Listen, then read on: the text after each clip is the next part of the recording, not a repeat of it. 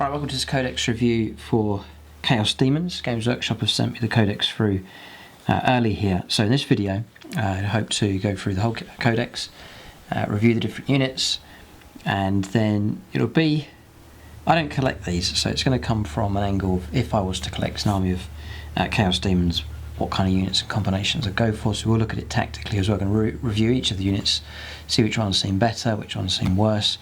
And then there's also things like stratagems and warlord traits and so on to cover as well, which I plan to cover the whole thing here in this video. So this is going to give you a big overview of the Chaos Demons force, and obviously what's changed and what's so good now, what's not so good with 8th edition. Things just change around. Some units in previous editions are really good, now they're not so good. Then now units that maybe weren't so good in 7th edition and so on, maybe they're better now in 8th edition. So it's a chance just to check out all the units, and you can, this video is to help you make up your own mind how to go about building your own force.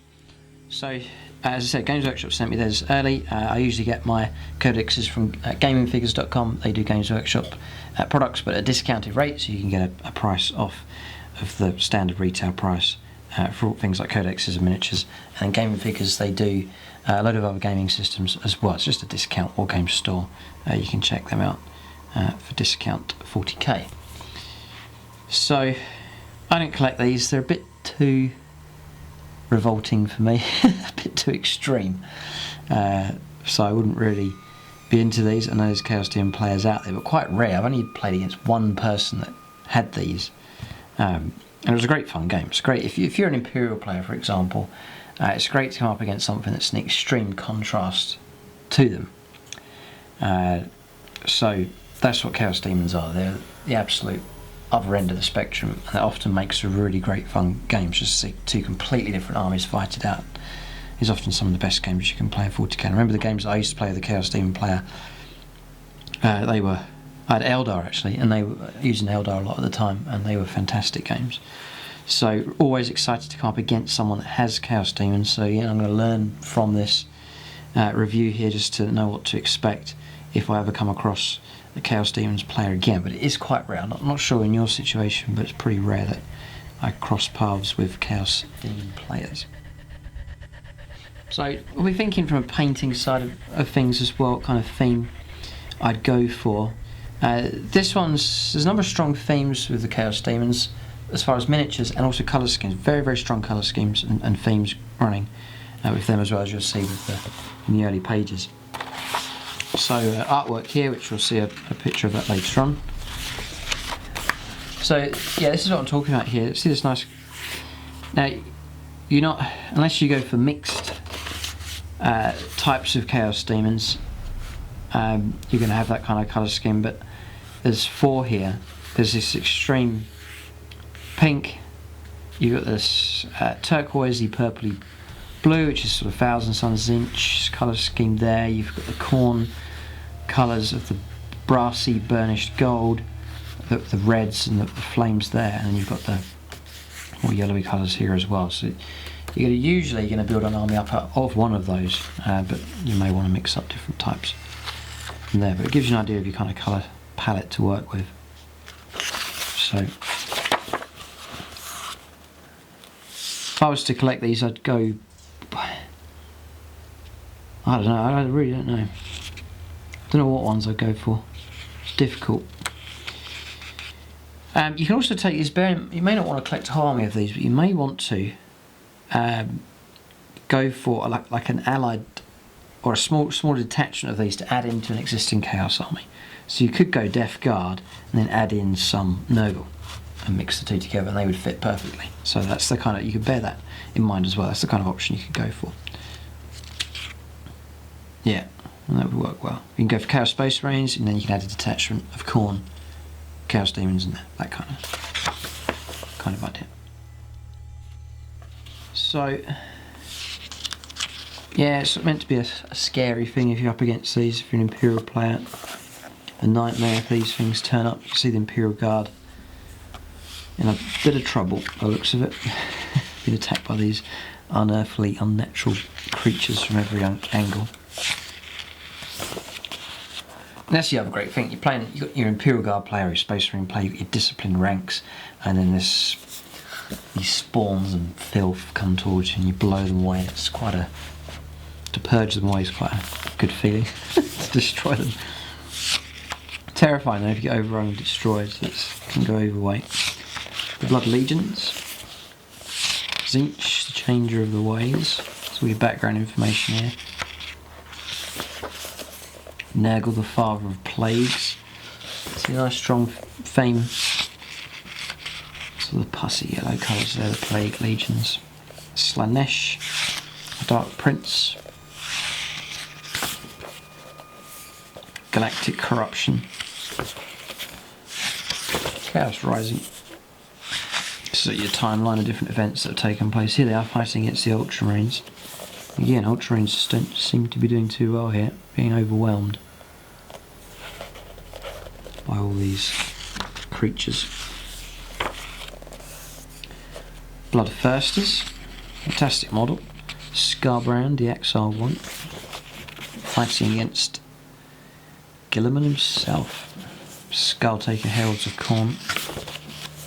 Bloodletters, Blood Crushers, Fleshhounds, Karanak, Blood Thrones, Skullcans, all the different unit types here which we'll check out later on. Lords of Change, Kairos, Fate Weaver, the Blue Scribes Changeling. I'd say some of the miniatures I'm really not too keen on at all, others are quite good, they're quite magnificent. Heralds of Tzeentch, Horrors, Flamers, Screamers. There's plenty of options.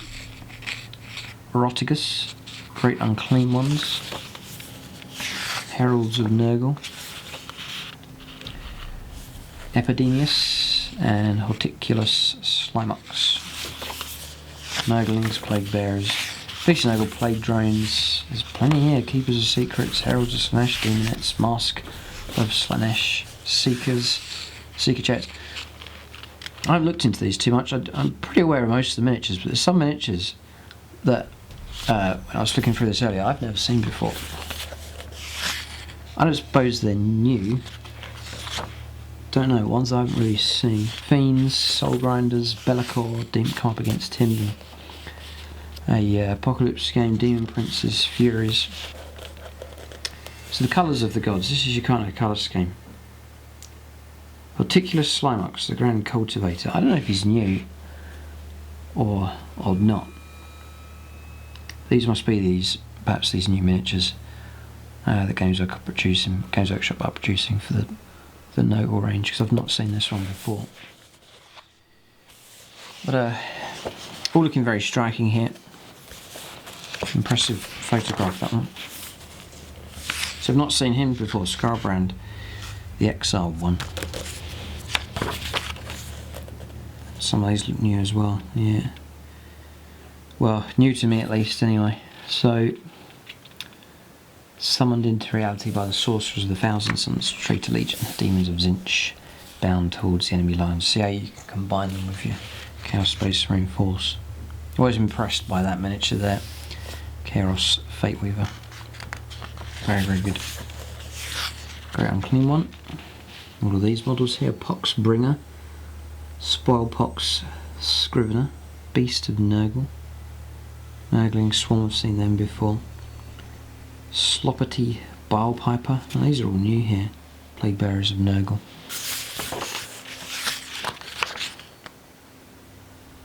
And this is the Slaanesh here. Just giving you a sort of an overview of how a force would look if you're going to go for pure. So they've mixed it up here. There's a mixture of all the different types of demons. Just there. Some of these miniatures not so keen on at all, but others are pretty good. So I reckon I pick and choose which ones. So armies of the Immaterium. Onto the rules here. So you choose your allegiance. Select keywords, and then abilities just here. So Daemonic.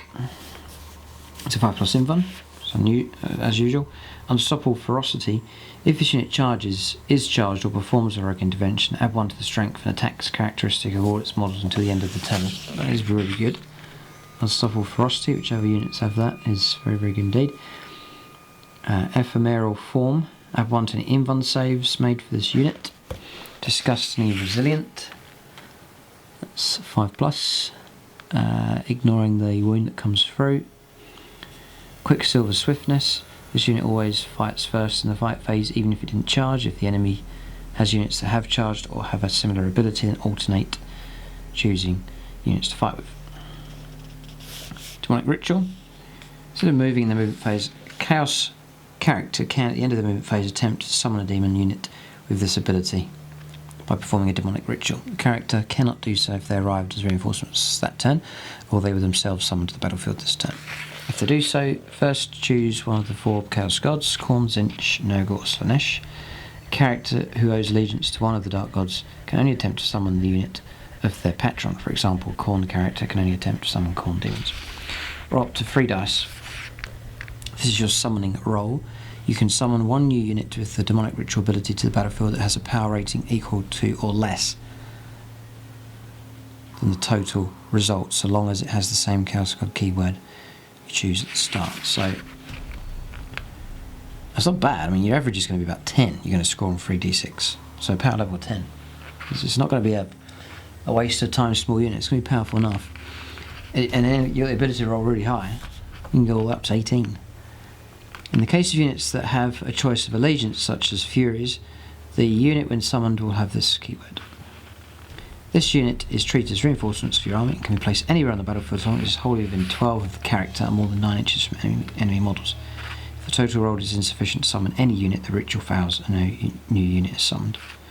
That's really good. If your summoning roll included any doubles, your character then suffers a mortal wound. If it contains any triples, it's D3 mortal wounds, which is fair enough. So, yeah, it's a demonic ritual. So this is, again, encouraging this whole theme of adding these in as allies to your existing force. Or even just having characters that have this demonic ritual ability and then just have the models painted up on standby ready to bring in. So you could have like 2 or 3 units, one at a very low power level, one a medium, one very high, something like that. And then if you summon them during the game, you just pull the models in and use them that way. So you could play them that way. You don't have to feel, I'm going to get the codex, I have to do a whole army of these. You don't, you can do it. Just do a detachment of them. So we're on to actual units themselves now. So Scarbrands first of all. I'll call out power levels and points for you as well. So Scarbrands 360 points. He's not cheap. Includes all the weapons though, so there's no extra to pay on top of that. Okay, and he's power level 18. Yeah, he's 380 here, so he's come down in points a bit, so a little bit cheaper. We'll do a bit of a comparison there for the index, just so those who are already familiar with Chaos Demons in 8th edition, give you an idea of points changes as well. So for that, he's a fair bit. God, he's tough enough though, 16 wounds. Movement 8 then, for him. Weapon skill 2+, ballistic skill 2+. The weapon skill drops if he's damaged, down to 3+, then 4+. Movement drops as well, down from 8 down to 6, down to 4. And then he is strength and toughness 7.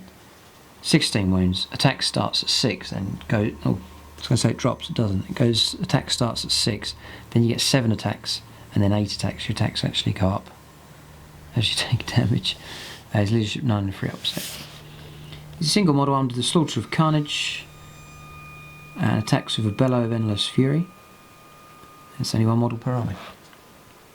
So the Bellow of Endless Fury then is range 8, assault d6, strength 5, -1, 1 damage, and auto hits. So nothing much to be worried about for that one. And then it's mainly the combat weapon, the Slaughter of Carnage. The Mighty Strike you can go for, which is ×2 strength, so it'll be strength 14. AP -4 and d6 damage. You can reroll hit rolls for this weapon. So you're on 2s to hit reroll, 6 attacks. Strength 14. Horrific. God, cut through a vehicle in 1 round of combat. Pretty much. Is that guaranteed kill? Pretty much a very likely chance you're going to destroy a vehicle. That doesn't, there's not many with that ability in 8th. We can go for a sweeping blow,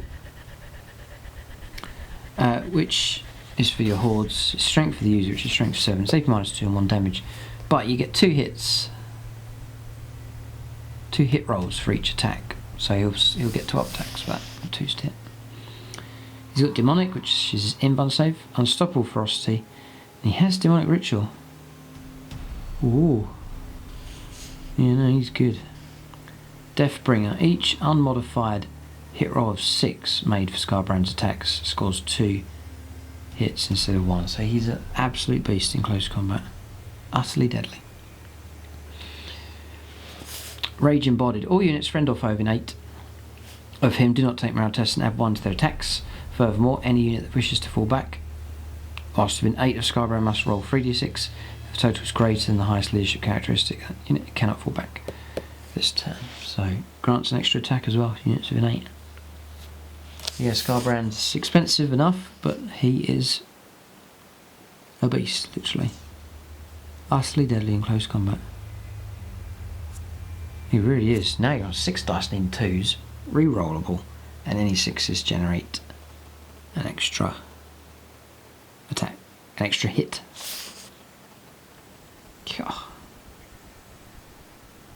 He'll kill most targets. Very, very good. Okay, so then you're on the Bloodthirster of Insensate Rage. It's power level 17.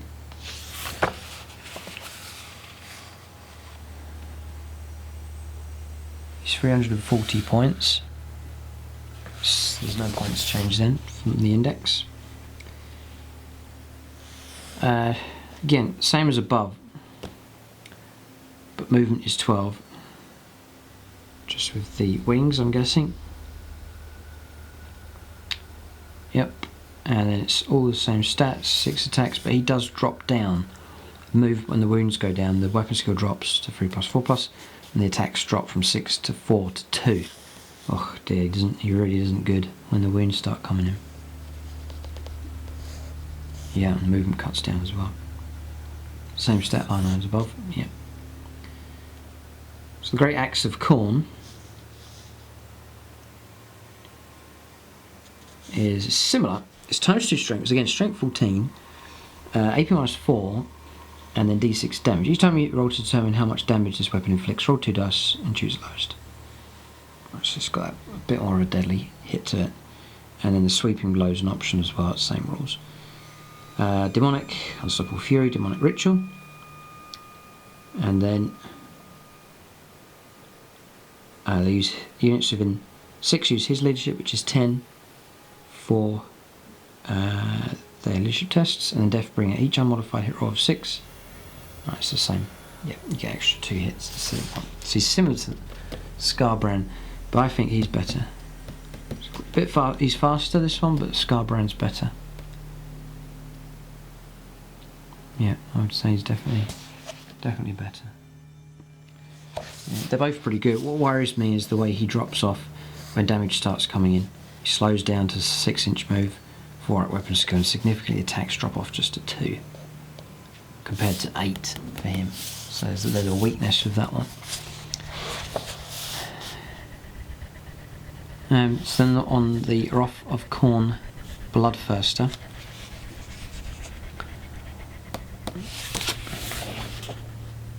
It's 340 points in the index. It's 340 points in the new codex here as well, so no change. Same stat line. Yep, same rules. Same for leadership. Relentless, I'll check the weapons in a moment. Relentless Hunter is power level 17 as well, same as here. You can reroll any hit rolls for attacks made by this model against characters. Pretty good. And then Deathbringer, which is the same rules there, extra hits come through. So the Blood Flower is range 8. Assault 1, +1 strength, AP -3 and 3 damage. Can be 5 within an inch of the enemy, and can target enemy units within an inch of friendly units. Then Hellfire is Assault D6, that's that same weapon, sort of heavy flamer. And the Axe of Khorne is +3 strength, strength 10, -4, and d6 damage.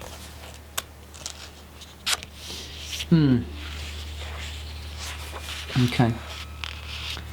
Next is the Bloodthirster of Unfettered Fury.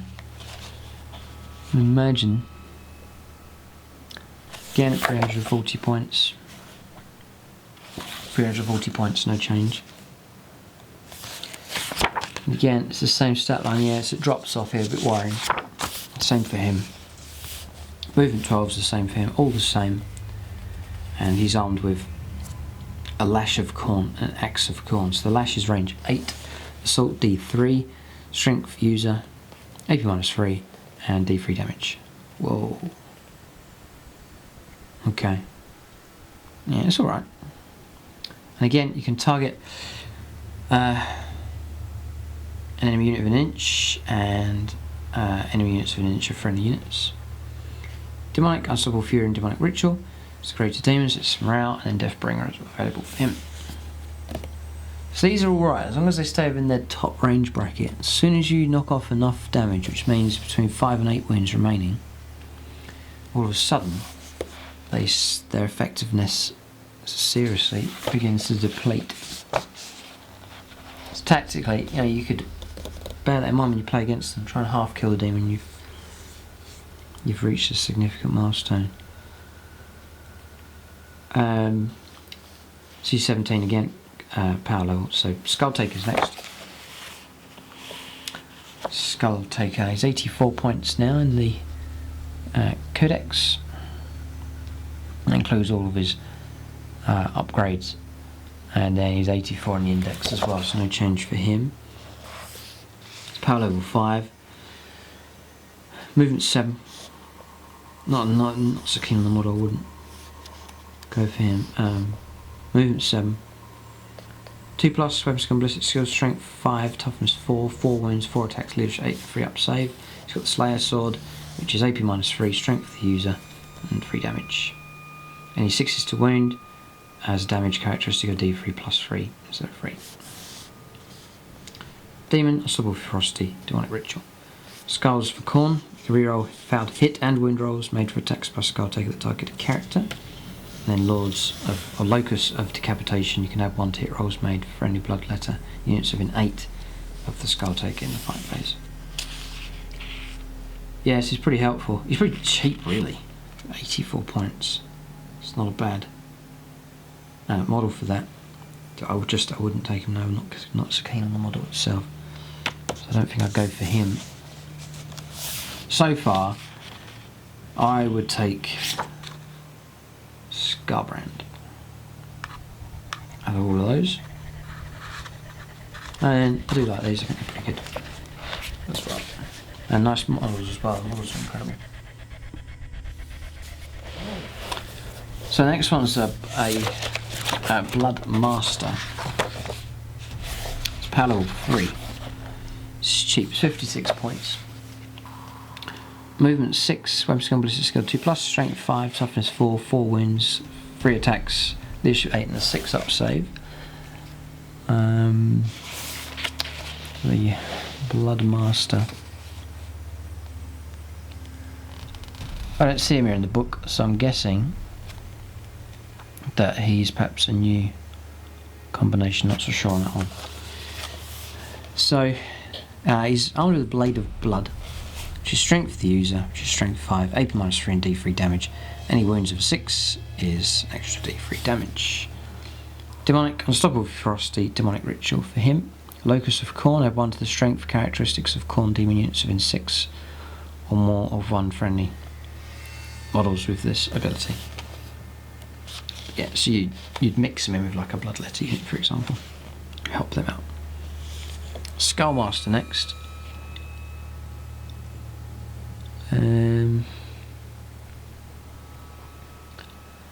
So Skullmaster. Again, I don't have him here, so he's in the index, so he's just take him from here. He's 100 points. Movement 8. 2+ weapon skill, ballistic skill, strength and toughness 5, 5 wounds, 3 attacks, leadership 8 and a 4 up save. Blade of Blood, same as above there. and he rides on the Juggernaut of Khorne. Attacks with its bladed horn. So, bladed horn. Strength of the user. No, sorry, strength 5, -1 and 1 damage. After model riding a Juggernaut makes its close combat attacks, you can attack with its mount. Make 3 additional attacks using this profile. Not bad. Yeah, pretty good. Demonic, Unstoppable Ferocity, Demonic Ritual. Locus of Khorne against +1 strength, and then Devastating Charge. Add 2 to the strength of a Juggernaut's bladed horn attack if this model charged in the same turn. So you go up to strength 7. Not bad. Okay, so that's the imp. Next is a Blood Throne. It's power level 6.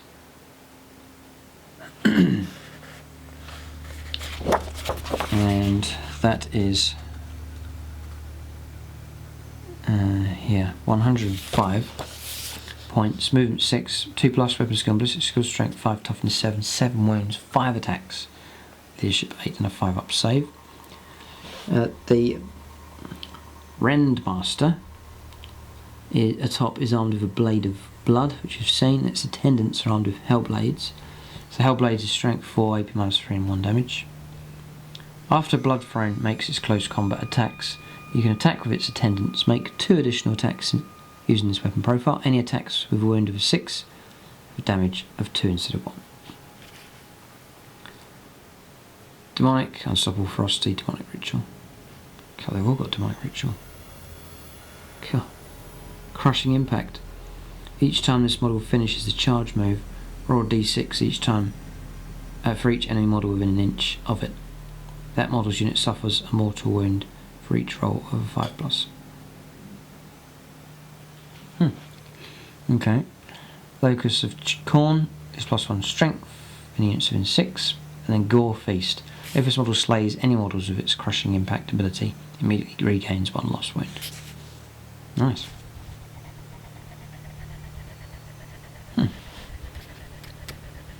Cool. Nice theme they got there to match the model. Some rules there. Pretty good. They're all not bad, these. All not bad, really.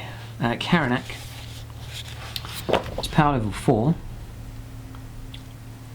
It's 70 points. It attacks with its soul-rending fangs. Only one of this model per army.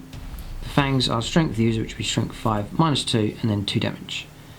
It's Demonic, Unstoppable Fury and Demonic Ritual. Brass Collar of Bloody Vengeance. Karanak can attempt to deny 2 psychic powers in each enemy psychic phase. And then Prey of the Blood God. Both armies have been set up. Choose an enemy character on the battlefield. You can add 1 to hit and win rolls for Karanak's attacks when they target this character. So you've got a nice number of cheaper HQs here to help you with the structure of your army. If you're looking to make up brigades and battalions and so on, then some nice cheap HQs that you can use there. Nice spread of characters available there for Khorne. So, interesting this one. Chaos Fate Weaver. Wonder how good this model is. Very impressive. 370 points. God. Fair amount of points. You're expecting something pretty good. It's 400 there in the index, so it's dropped. Should be 30-point drop that. So under the Staff of Tomorrow. So, remaining wounds. The bonus is your full stat line is movement 12, which drops to 8, then 6. Attacks 5, then 3, then 1. Ugh. Psychic test bonus as well, +2, +1, then 0. So the Staff of Tomorrow's the stat line first. Movement is 12, weapon skill 3+, ballistic skill 2+, strength 6, toughness 7, 16 wounds. Attack starts at 5 and then drops off. And leadership 10 to 6-up save.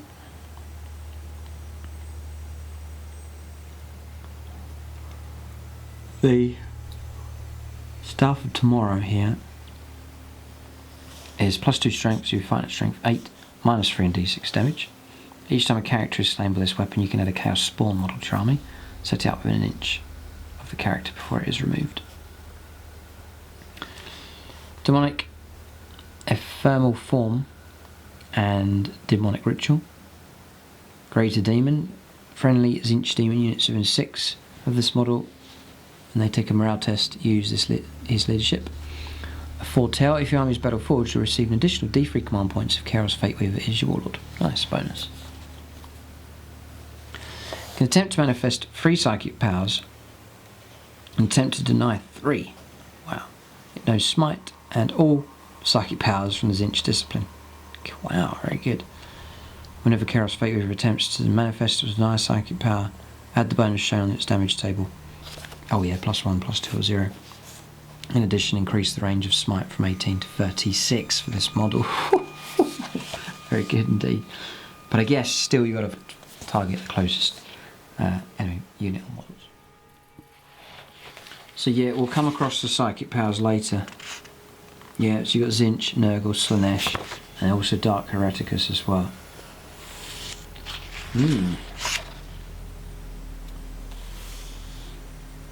Right. Interesting. Yeah, we'll check them out later. Chaos Fate Weaver, yeah, pretty good. All-rounder. Strong Psyker. Lord of Change then is, let's just get the points here for the Lord of Change. So regular Lord of Change is 320 points. You can pay 330 points for Lord of Change of a Baleful Sword. And I'm just looking here to see here 340 and 355.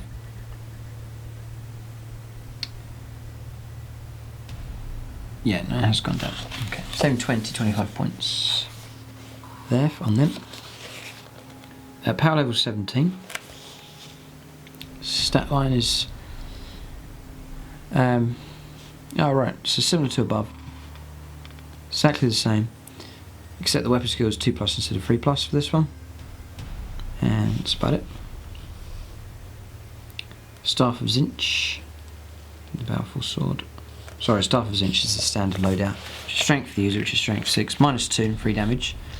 Each time a character, that's that Chaos Spawn, you can take a Baleful Sword or a Rod of Sorcery. Baleful Sword is +1 strength, AP -3 and D6 damage. It's -1 to hit. No, Chaos Fate Weaver, I would prefer. The weapon on that's better. It's just a straight +2 strength, -3 and D6 damage. For that one. Then Demonic, Ephemeral Form, and Demonic Ritual. Rod of Sorcery. Increase the range of this model's smite power from 18 to 30. That's that. And that's it. Oh dear, no. No, I would go Fate Weaver. Friendly Tzeentch demon units within 6 of this model, when they take a morale test, can use this model's leadership instead of their own. Can attempt to manifest 2 and attempt to deny 2. No smite and 3 powers from Tzeentch. Whenever a Lord of Change attempts to manifest or deny a psychic power, add the bonus shown on the damage table. Just like above, just there. Okay. No, I'd go Fate Weaver. A bit more expensive, but worth it, I think. Right, next is the Changeling.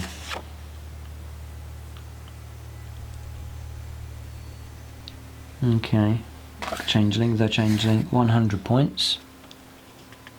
It's the same as the Index. Power level 5, movement 6, weapon skill 4+, 3+ ballistic skill, strength 3, toughness 3, 4 wounds, 2 attacks, leadership 8 and 6 up save. Pretty low stat line. Trickster's Staff is armed with, which when the Changeling fights, choose a melee weapon carried by an enemy infantry model within an inch. The Trickster's Staff uses that weapon profile until the end of the phase. Strange. Demonic, Ephemeral Form and Demonic Ritual. Formless Horror. When the Changeling fights, you can choose an enemy infantry model within an inch. The Changeling has that model's weapon skills, strength, toughness and attacks characteristic until the end of the phase. Locus of Transmogrification. Add D6 each time a friendly Tzeentch demon model within 9 of the Changeling loses a wound. On 6, the model is surrounded by a twisting aura of change and does not lose the wound. You attempt to manifest 1 power and attempt to deny 1. It knows smite and 1 power from the Tzeentch discipline. Okay. Blue Scribes is next. 86 points. 86 in the index as well. Power level 5. Movement 12. 4+ weapon skill, ballistic skill, strength and toughness 3, 4 wounds, 2 attacks, leadership 8 and 6 up save. They're a single model armed with sharp quills, borne aloft on a disc of Tzeentch, attacks with its blades.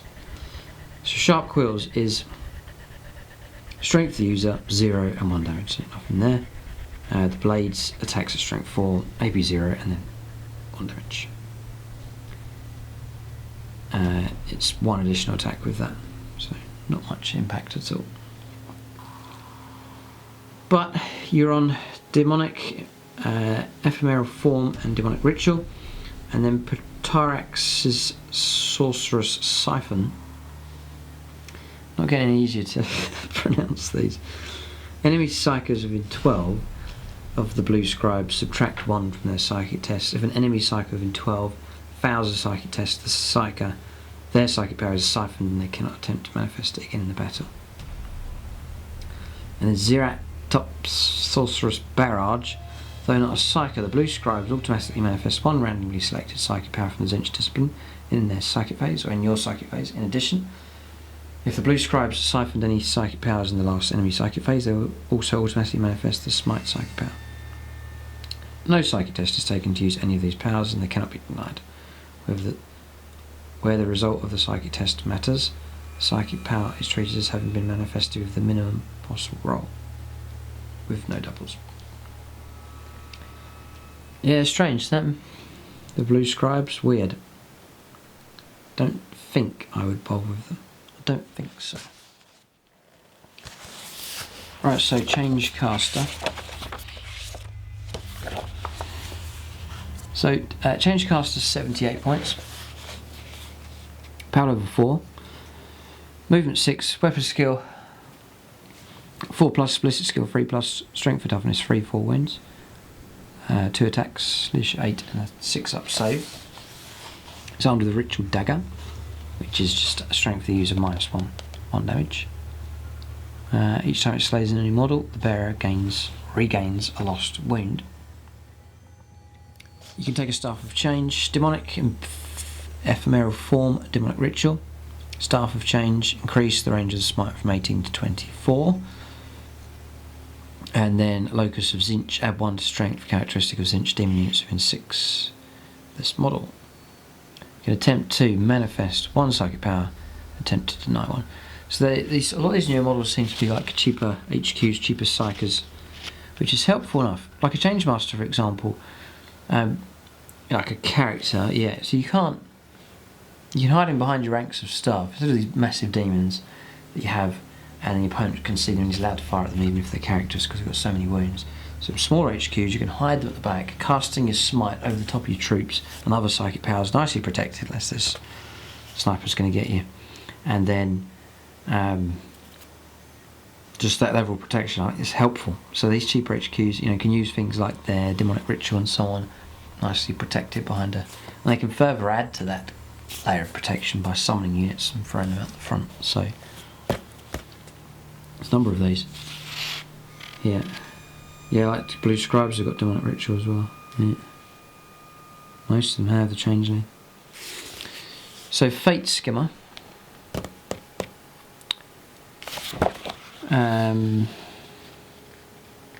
Is 150 points, more of a medium, more expensive HQ option here. Movement 14 is power level 8.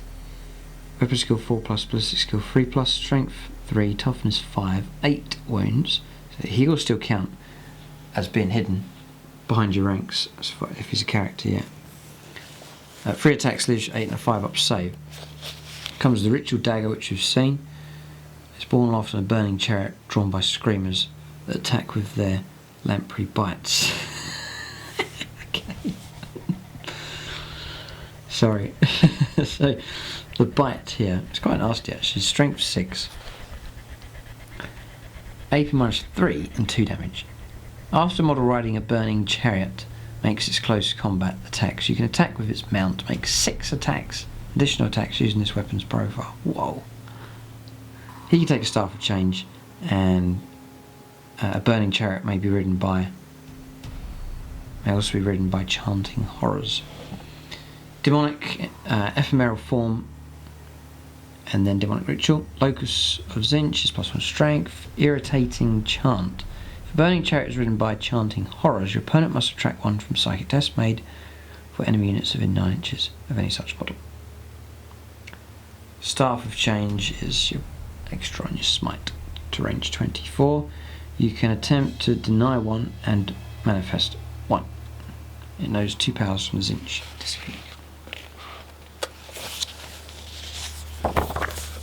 So let me get this right here. We're looking at these newer models here. So you've got, there's the blue scribes. They're pretty cool. There's the changeling, just there.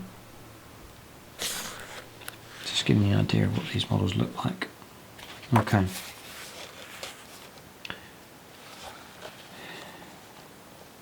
So yeah, pretty good. Fate Skimmer. Next is the Flux Master.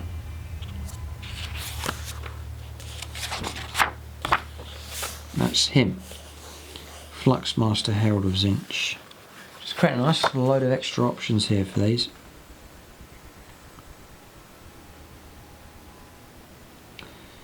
So he's power level 5.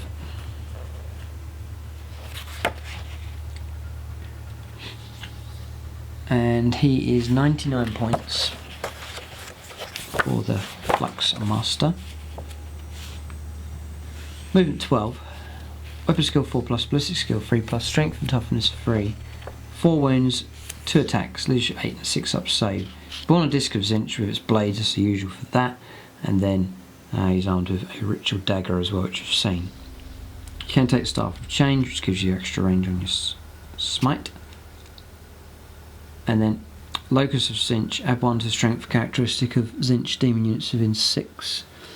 As well, you can attempt to manifest 1 psychic power, attempt to deny 1. He knows smite and 2 psychic powers from Tzeentch. Pretty limited though, really. Oh, quite stuck in it. 2 ability to manifest 2 is good because you can do your choice power and then you get smite off as well. But this one you got to choose just 1. Be annoying. That's it really for him. So that's the Flux Master. Nothing too spectacular, but still expensive enough though. Got 99 points for him. So now we're on some of these new Nurgle models. Not sure if they're all new. I've seen him before. Yeah, there's a mixture here. For those who are familiar with this army, you'll know which ones are new and which ones aren't. But Eroticus sounds new here. Don't think I've seen this model before. He's power level 17. Yeah, he's not in the index. I reckon he's new. He's 330 points for him. 2+ weapon skill, ballistic skill 3+, and then you've got movement 7. This is the full stat line. Movement 7, which drops off by 2 inches for each bracket. Strength 7, which drops off by 1 for each damage, and then attacks with 5, and then it drops off. So 4, then 3. It's toughness 7, 18 wounds, a lot of wounds. Leadership 10 to 6 up save. It's a single model armed with streams of brackish filth, a gnarl rod, and a fanged maw. He is attended by Nurglings that attack with their claws and teeth. So that's him. So the streams of brackish filth is it's range 7. Assault 2d6, which is averaging about 7.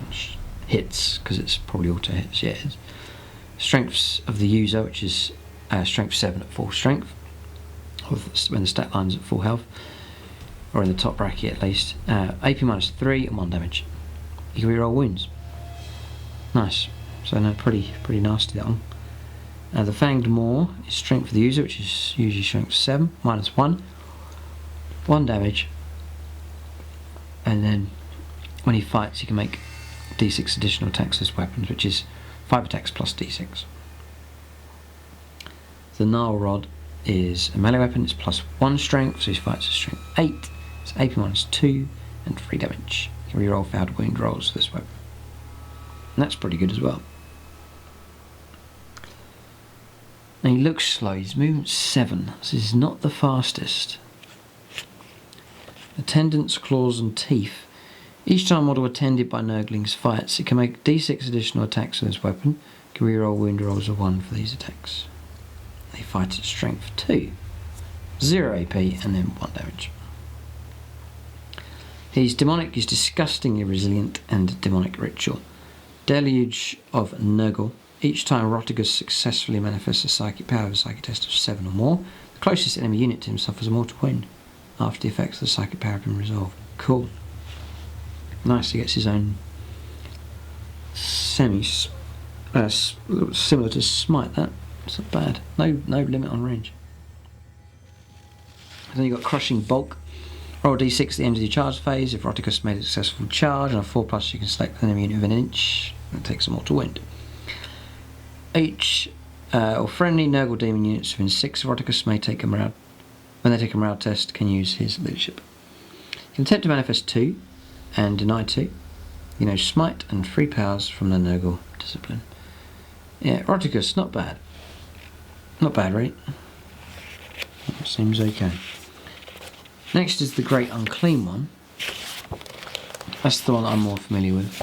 Similar type model to Rotigus here. Great Unclean One was 248 points. Whoa, he's gone right up here. Depends what you arm with. Great Unclean One with Bile Sword and Bile Blade, Bile Sword and Plague Flower, Doomsday Bell and Bile Blade, and Doomsday Bell and Plague Flower. So it depends what you want to go for. They're all about the same points. 325, 325, 320 and 320, so that's the kind of price you're paying. Gone up though, gone up a fair bit. Power level 17, same as Rotigus. Stat lines are the same. Yep. So what you're getting here then, is armed with a Plague Flower and Bile Sword. That's a standard loadout. So, Plague Flower. Range 7, Assault 3, beaten on 3+. Strength for the user, which is 7, AP minus 3 and 2 damage. This weapon can be fired within an inch of enemy units and within an inch of friendly units. To target enemy units within an inch of friendly units. Excess damage from this weapon is not lost. Instead, keep allocating damage to another model in the target. So either all the damage has been allocated or the unit has been destroyed. The Bile Blade, that's pretty handy that because of it's 2 damage. So you're fighting through like regular Space Marines, you're going to start handing those wounds on, which is cool. The Bile Blade here. So he's armed with a Bile Sword, which is next one, which is +1, which is makes him strength 8, AP minus 3 and d6 damage. Nice. Reroll wounds. This weapon. If you do go for the Bile Blade, then that is strength for the user, AP minus 3, D3 damage. You can reroll failed wounds. Cool, I wouldn't go for that. D3 damage, quite limiting. And then Doomsday Bell, +1 strength, AP minus 1, D3 damage. So this model may replace its Bile Sword with a Doomsday Bell. This model may replace a Plague Flower with a Bile Blade. So demonic, disgustingly resilient demonic ritual. Created Demon, that's their bonus for morale. Putrid Offering. If a Great Unclean One is armed with a Bile Blade, it can use to hook out a portion of its own rotting guts as an offering to Nurgle each time attempts to manifest a psychic power. If it does so, the Great Unclean One immediately suffers a mortal wound. Imagine you would.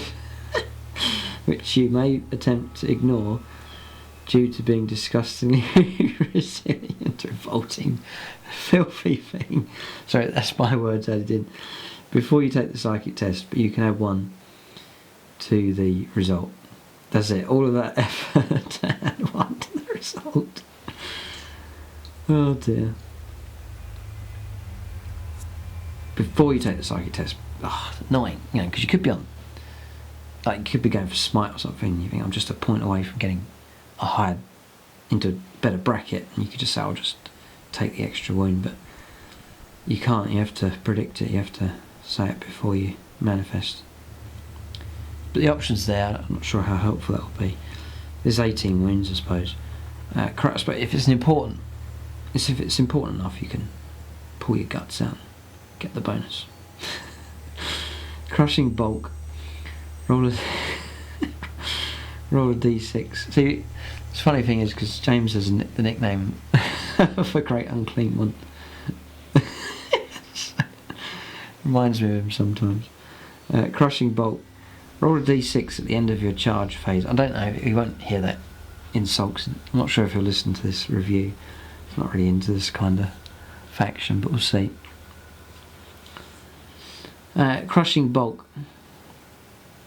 If he does leave a comment, then it shows that he has secretly been watching it, and there must be something wrong with him if he is. It's meant to be a loyalist Imperial player. So we'll see. Right, so crushing bulk. Roll a d6 at the end of your charge phase. If this model makes a successful charge during that phase, on a 4+, you can select 1 enemy unit within an inch to suffer a mortal wound. Great.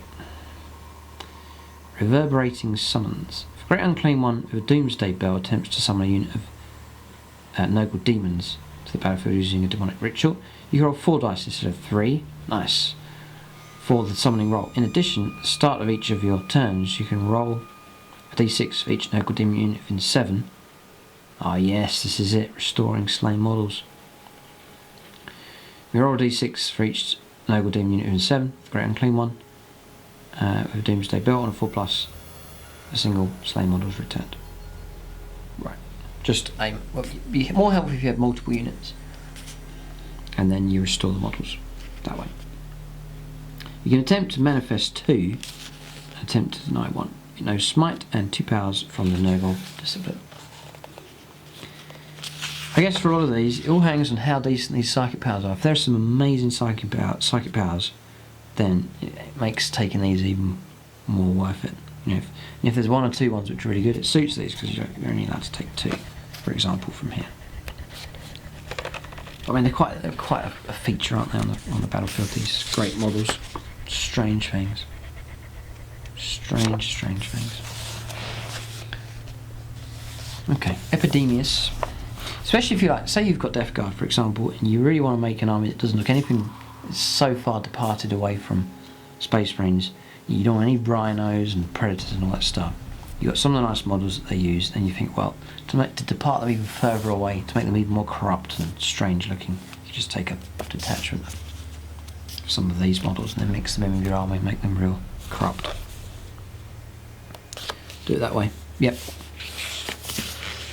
Okay, Epidemius then, next. Here's some of these new models here. He's 100 points. It's power level 5. It's movement 5, weapon skill 2+, basic skill 2+, strength 5, toughness 5. No, he's not new. I think I'm sure I've seen him before. He's 8 wounds. It's a lot of wounds. 4 attacks, leadership 8 and a 6-up save. Your single model armed with a bow sword and attended by Nurglings that carry him into battle against the enemy and attack the enemy with their claws and teeth, only 1 per army. So the bow sword is strength use, 8 -3 and 1 damage, you reroll wounds. We know the attendant's claws and teeth, great. Just d6 additional attacks, strength 2. Demonic, disgusting resilient, demonic ritual, tally of pestilence. The tally of pestilence starts the battle with 0. Add 1 to the tally whenever a unit, friend or foe is destroyed by a Nurgle demon unit, and look up the result on the table below. So 0 to 1 is nothing. Then 2 is reroll hit rolls of 1 for all friendly Nurgle demons. A 3 is increase the movement characteristic of friendly Nurgle demons by 1. The cumulatives you get, so for example, you're on 3, you're on +1 move, +1, reroll hit rolls of 1. They stack up. If you get to 4, increase the strength characteristic by 1. 5 is +1 toughness, nice. 6 is +1 attack. 7 is reroll once. 4 disgusting resilient. So it soon stacks up. Yeah, not bad. Horticulus Slaanesh. That's one of the new models. Yeah, fantastic. There's strange old models here. So 165 points, medium sort of range, nicely below 200, but starting to get more expensive with this one. Power level 9, movement 5, 2+ weapon skill and ballistic skill, strength 5, toughness 6, 9 wounds, 4 attacks, leadership 8, and a 4-up save. He's armed with lopping shears. Right, horticulous, horticultural, gardening theme, lopping shears, okay. And then born into battle by mulch, which is a gardening term as well for mouldy, rotting leaves. Which attacks with its acidic maw, only one this model per army. Sort of a gardening theme going on here with this one. So the lopping shears, I'd never thought I'd hear that as a weapon in 40k. +1 strength. Almost silly. Dunno. Lopping shears, +1 strength, AP -3, deep 3 damage. You can reroll fouled wound rolls for this weapon. Didn't know Nurgle were into their gardening. Is this the one that's riding the... I've got to find out. Is this the one that's riding the snail?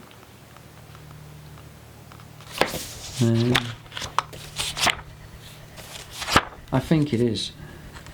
Yeah, it is, the Grand Cultivator. Okay. Yeah, she's riding this big snail.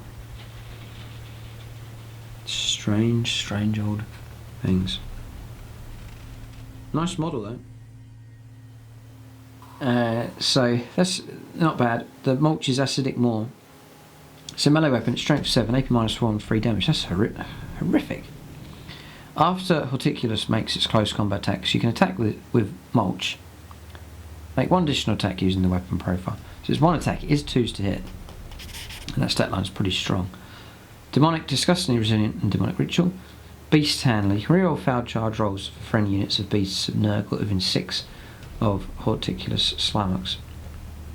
Strange that you'd be rerolling for your charges with a model that's mounted on a snail. In addition, you can add 1 to all hit rolls made for friendly units of beasts of Nurgle within 12 of him as well. Ploughed slime trail. Roll a d6 each time a unit that falls back within an inch of Slaanesh. On a 4+, it's d3 mortal wounds. It sounds good, but it's quite rare that well, it falls back. Maybe. Quite rare that you're going to get that result come through and make a success of it, and there's half a chance it'll fail anyway. In death, there is life at the start of your turn if any model, friend or foe, was slain during the last turn. 1 Nurgle demon model within 7 of Horticulus Slaanesh regains a wound. Seed the Garden of Nurgle. At the end of your movement phase, you can add a new feculent null maw. See that a bit later on to your army, containing 1 feculent null maw. Set it up within 3 inches of Slaanesh and more than 1 inch from any other models and terrain features. Horticulus Slaanesh cannot use this ability if you performed a demonic ritual this turn. So we'll see that one a bit later. The feculent null maw. It's interesting, for fun, you know, you could take that one. It doesn't seem too bad. It's expensive enough though in points. Next one is power level 9, by the way, I didn't mention that. And the next one's the Poxbringer, power level 4, and it's 70 points. Movement 5, 2+ weapon skill and ballistic skills, strength and toughness 5, 4 wounds, 3 attacks, leadership 8 and save 6+. It's armed with a bow sword, as we've seen before. The usual here, demonic, disgustingly resilient demonic ritual. It's +1 strength for Nurgle demon units within 6 for Locus of Nurgle. You can attempt to manifest 1 psychic power and deny one. So just a very, very, well, sort of low stat line HQ.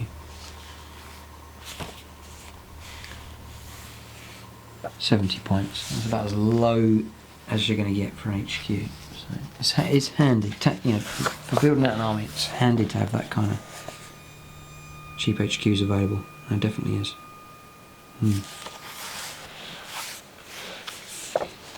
Right, so next one's Sloppity Bile Piper,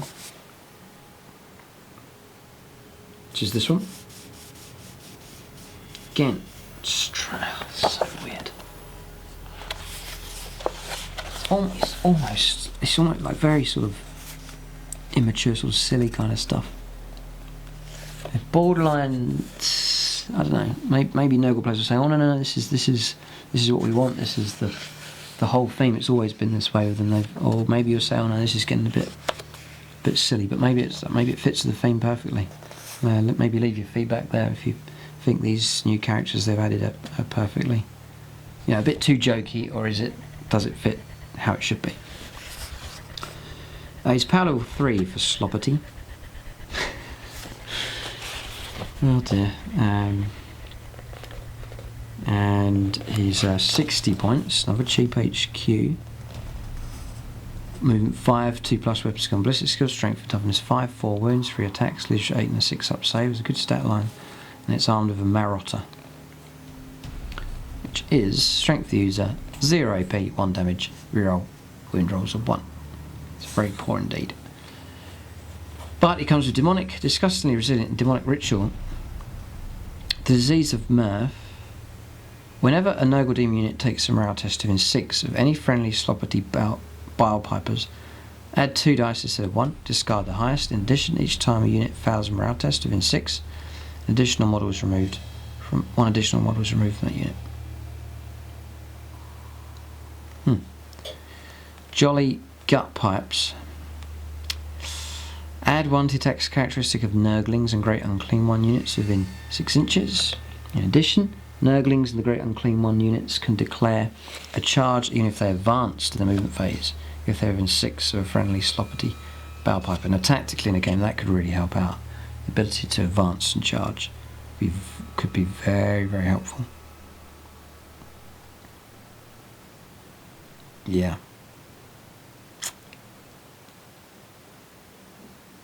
Okay. Nurglings, Great Unclean One, yeah, very helpful. The Bile Piper could be a nice tactical asset to use. Spillpox Scrivener, which is this one here. Again, strange one. They're beautifully sculpted, they're really nice. That's the pox springer there, by the way. There's the Bile Piper. So, power level 4.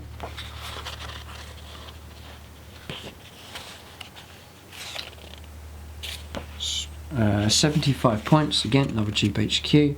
Stat line is the same as above. Yep. It's got attacks, it's got a plague sword, a distended maw and disgusting sneezes. Oh, come on. Oh dear. Right, so the sneezes then is range 6. Pistol D3, so you can sneeze in close combat. Strength 3, AP 0, 1 damage. You can reroll wound rolls of 1. Distended maw is strength of the user, AP -1. You can reroll wound rolls of 1 for this weapon. And the plague sword is reroll wounds for this weapon. Strength of the user, 0 AP and 1 damage. Demonic, disgustingly resilient, and demonic ritual. Not expecting them to do much. It's, their abilities is what you're taking them for. The Stern Taskmaster. Add 2 inches to the movement characteristic of all plague bearer infantry units within 6 of one or more models with this ability. Could well be helpful enough. keep counting, meet your quota. Add 1 to all hit rolls made for Plague Bearer units within 6 of one or more friendly models with this ability. In addition, you can make a hit roll of 7+ for a Plague Bearer within 6 inches of one or more friendly models with this ability. You can immediately make 1 additional attack for the same target, the same weapon. These bonus attacks themselves cannot generate further attacks. So it's just some bonuses there. Now you've got hordes and hordes of Plague Bearers and so on. Then if these kind of HQs, then you can really amplify the abilities that they grant. Okay. Right, so now we're on to sort of Slaanesh type units here. So the next one is the Keeper of Secrets. 223 points in the index. Exactly the same here, it's 223 points. Power level 12. Movement is 12 on your full stat line here. It's 12 drops to 9 then 6. Weapon skill 2+, ballistic skill 3+, neither of those will change. Strength changes over from 6 down to 5 down to 4. Toughness is 7, 12 wounds. Attacks is 6, 5 and 4. It's still pretty healthy actually if you take damage. Leadership 10 and 6 up save. Keeper of Secrets is a single model that attacks with a Wit Stealer, Sword and Snapping Claws. The Snapping Claws is strength for the user, which starts at strength 6, AP -2 and 3 damage. Ouch. You can make, each time it fires, it can make D3 additional attacks with this weapon. Each time you make a wound of a 6, that hit is resolved at AP -4 instead of -2. So a bit of a bonus there with the Snapping Claws. Then the Wit Stealer Sword is +1 strength, AP -3 and 3 damage. Subtract 1 from the hit rolls for a model that has suffered any wounds from this weapon. Right, so it's an effect you have on the opponent's model. Okay. Yeah, subtract 1 from hit rolls made for a model that has suffered any wounds from this weapon. So you have to keep a marker on that during the game. Maybe the melee ends or the opponent falls back and they're carrying wounds that have been sustained by the Wit Stealer Sword. You have to mark that because if they go around the battle fighting, it's just, I think it just continuously counts. They'll all be on -1 to hit. And it's -1 to hit, not in combat, it's just -1 to hit, so I mean, it's going to affect shooting as well. Demonic, Quicksilver Swiftness, and Demonic Ritual. So Greater Demon, friendly / demon units within 6 of this model, when they take morale tests, use their own. Okay, Mesmerizing Aura, your opponent must subtract 1 from any hit rolls in the fight phase that target this model. So further -1. Wow. Keeper of Secrets. You can attempt to manifest 2 and deny 1 psychic power. No Smite and 2 psychic powers from the Slaanesh discipline. So not bad there, Keeper of Secrets. But you expect it to be pretty good, 223 points is a fair amount. The Mask of Slaanesh then is power level 4, is 78 points. Is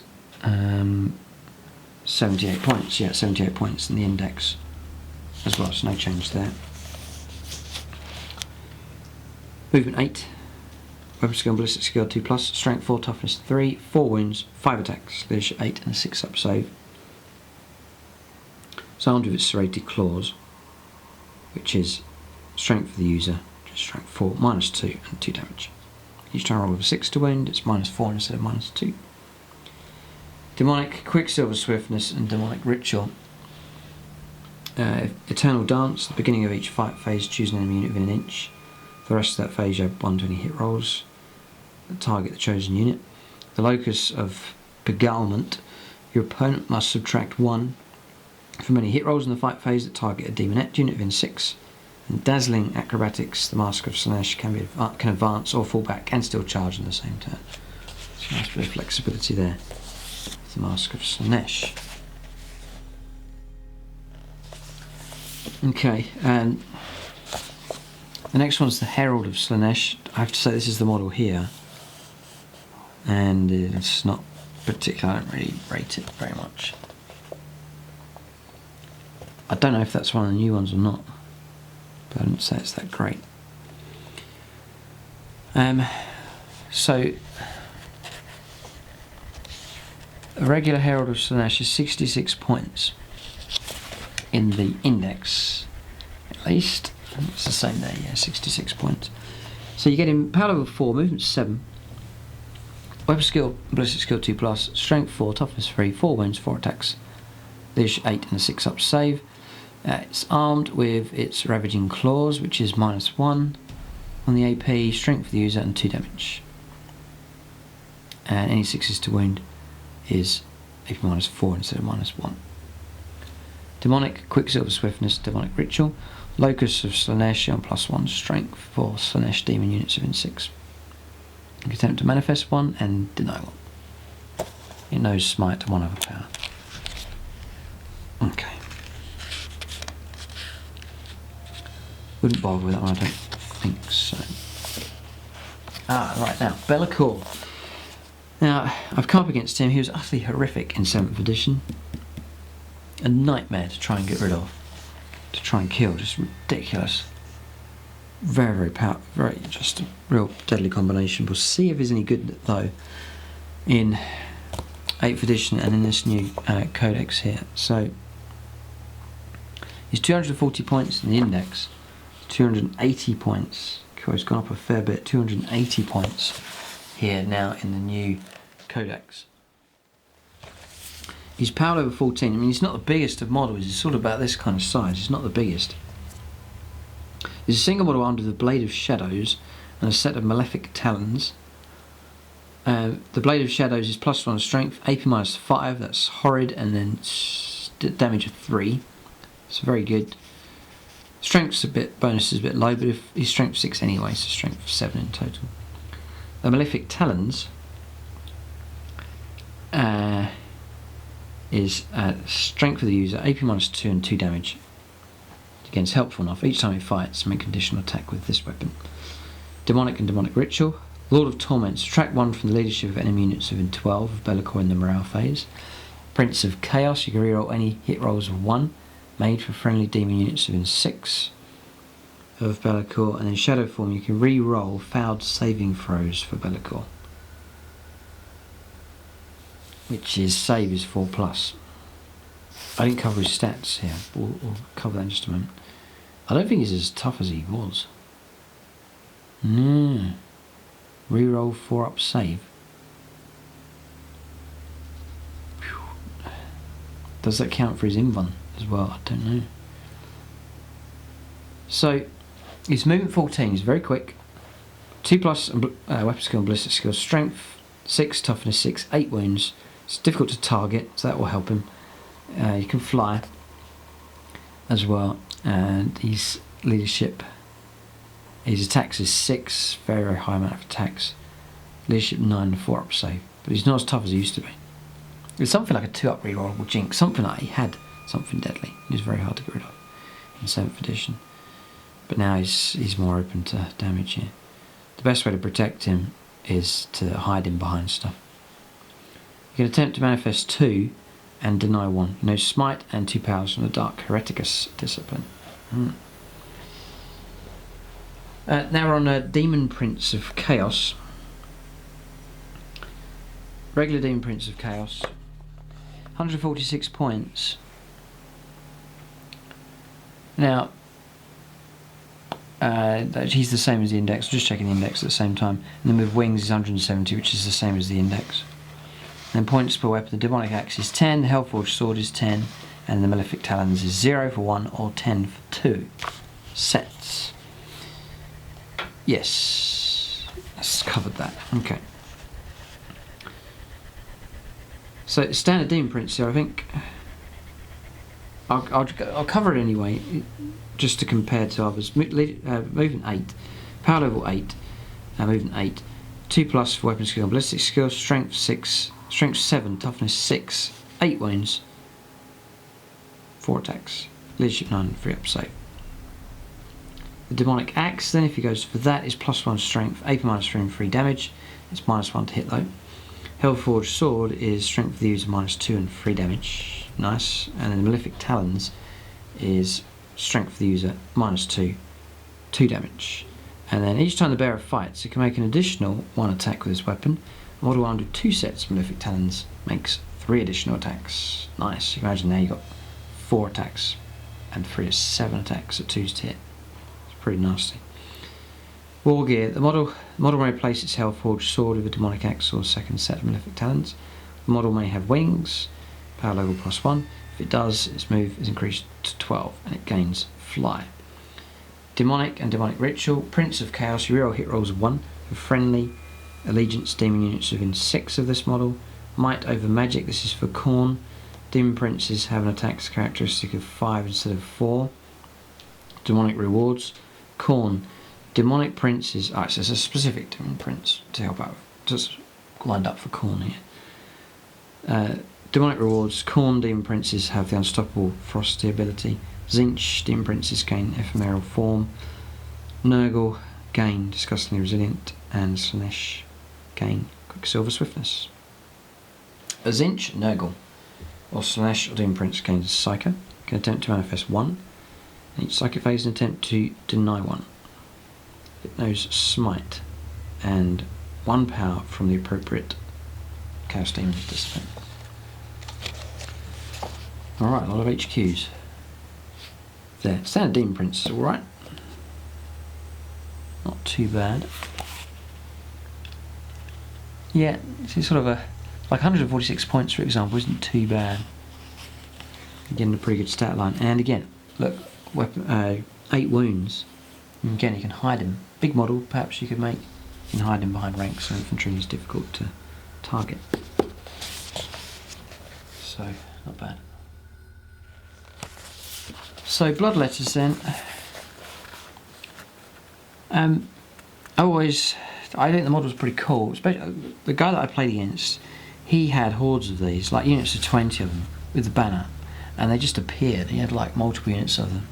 And it was great fun trying to deal with them. It was really good. I really enjoyed it. So they're impressive models, and you can sort of get large units of these because they're quite cheap in points now. They've always been quite cheap, but they're pretty good, I think. So we are looking at here, just make sure we have points. So troops, bloodletters. Yeah, so points per model, including weapons, 7 points. So you're looking at 140 points for unit 20. Yep. Each 140 point units cheap. They're not bad. They're movements. They're power level 4, by the way, movement, and that gives you a unit of 10. Gosh, you really could get some. Yeah. Right, that's interesting. Like for demonic ritual, for example, you roll disastrously, then you could just take a small unit of these. But if you roll really, really well, like for example, it says here. You get a Blood Reaper and 9 bloodletters, including an additional 10 bloodletters, power level +4, or up to 20 extra, and it's +8. So you'd be looking at like 12. And if you roll at 12 or more, then you're able to, do a large unit like that. So it'd be handy to have flexible sized units. Weapon skill and ballistic skill 3+, strength of 4, toughness 3, 1 wound, 1 attack. Leadership 7 to 6 up save. But the demonics, they've got this invuln save to protect them. They're cheap enough, and they're armed with these deadly power swords here. Strength of the user, which is 4, -3 on the AP, so they'll hack marines down, and then 1 damage. Any attacks with a wound of a 6 this weapon have damage characteristic of 2. So nice, chuck them into some Primaris marines as well. So a unit of 10, not too scary, but you start taking big blobs of them, 20 or more, then you're starting to get a nice lot of attacks. I'm sure there's some bonuses, and what's great now is I think these are pretty good, and then now with the new codex you're going to have things like extra characters we've looked at, giving them enhancements and so on, remember different upgrades to take a mediocre unit and just give it loads of bonuses and then stack that up, and suddenly the unit becomes a lot better. Stratagems as well, which we'll look at later, may well help out units like this.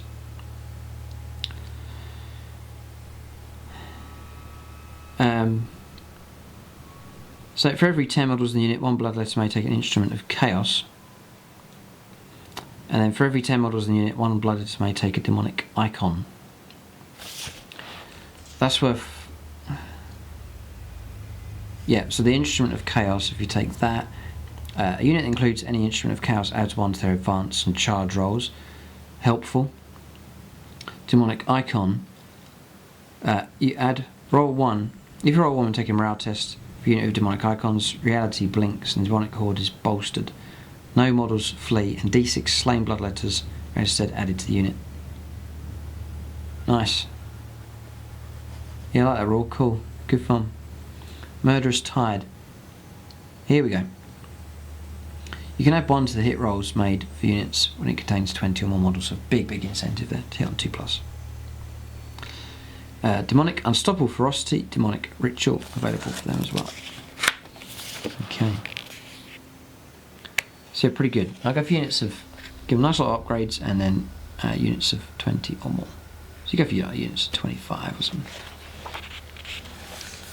Next is Horrors.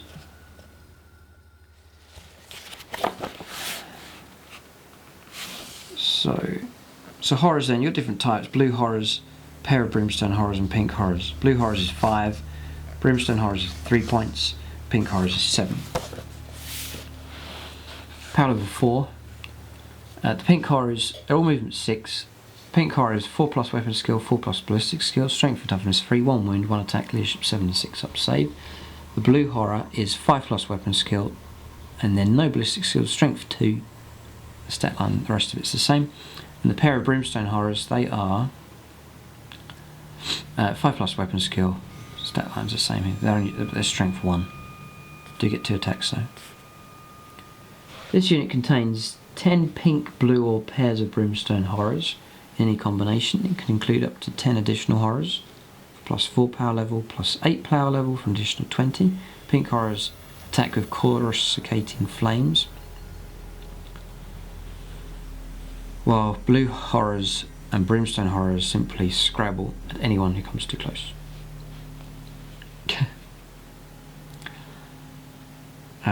So coruscating flames, range 18, assault 2, strength user, 0 AP and 1 damage. So you can flash out your army with these and not expect them to do too much. You can use them tactically, things like screening units, creating barriers to stop vehicles from pouring through, or a zone to block off deep strikers from landing too close to other units, that kind of function for them. You can hoard them on objectives, or hoard them and pile them into combat against other units and overpower them. So there's tactical uses for them, as opposed to being like a brilliant all-round unit. You can use them tactically instead. So there's definitely a role for them, and cheap enough to use them for that. For every 10 models, one pink horror may take an instrument of chaos, and then for every 10 models, you can take a pink horror can take a demonic icon. They have demonic ritual. Demonic icon. If you roll a 1 and making a morale, I've covered that one. Split. Each time a pink horror is slain, you can add up to 2 blue horrors to its unit before you remove the slain model. Each time a blue horror is slain, you can add 1 pair of brimstone horrors to this unit. Okay, I think it's so much fun.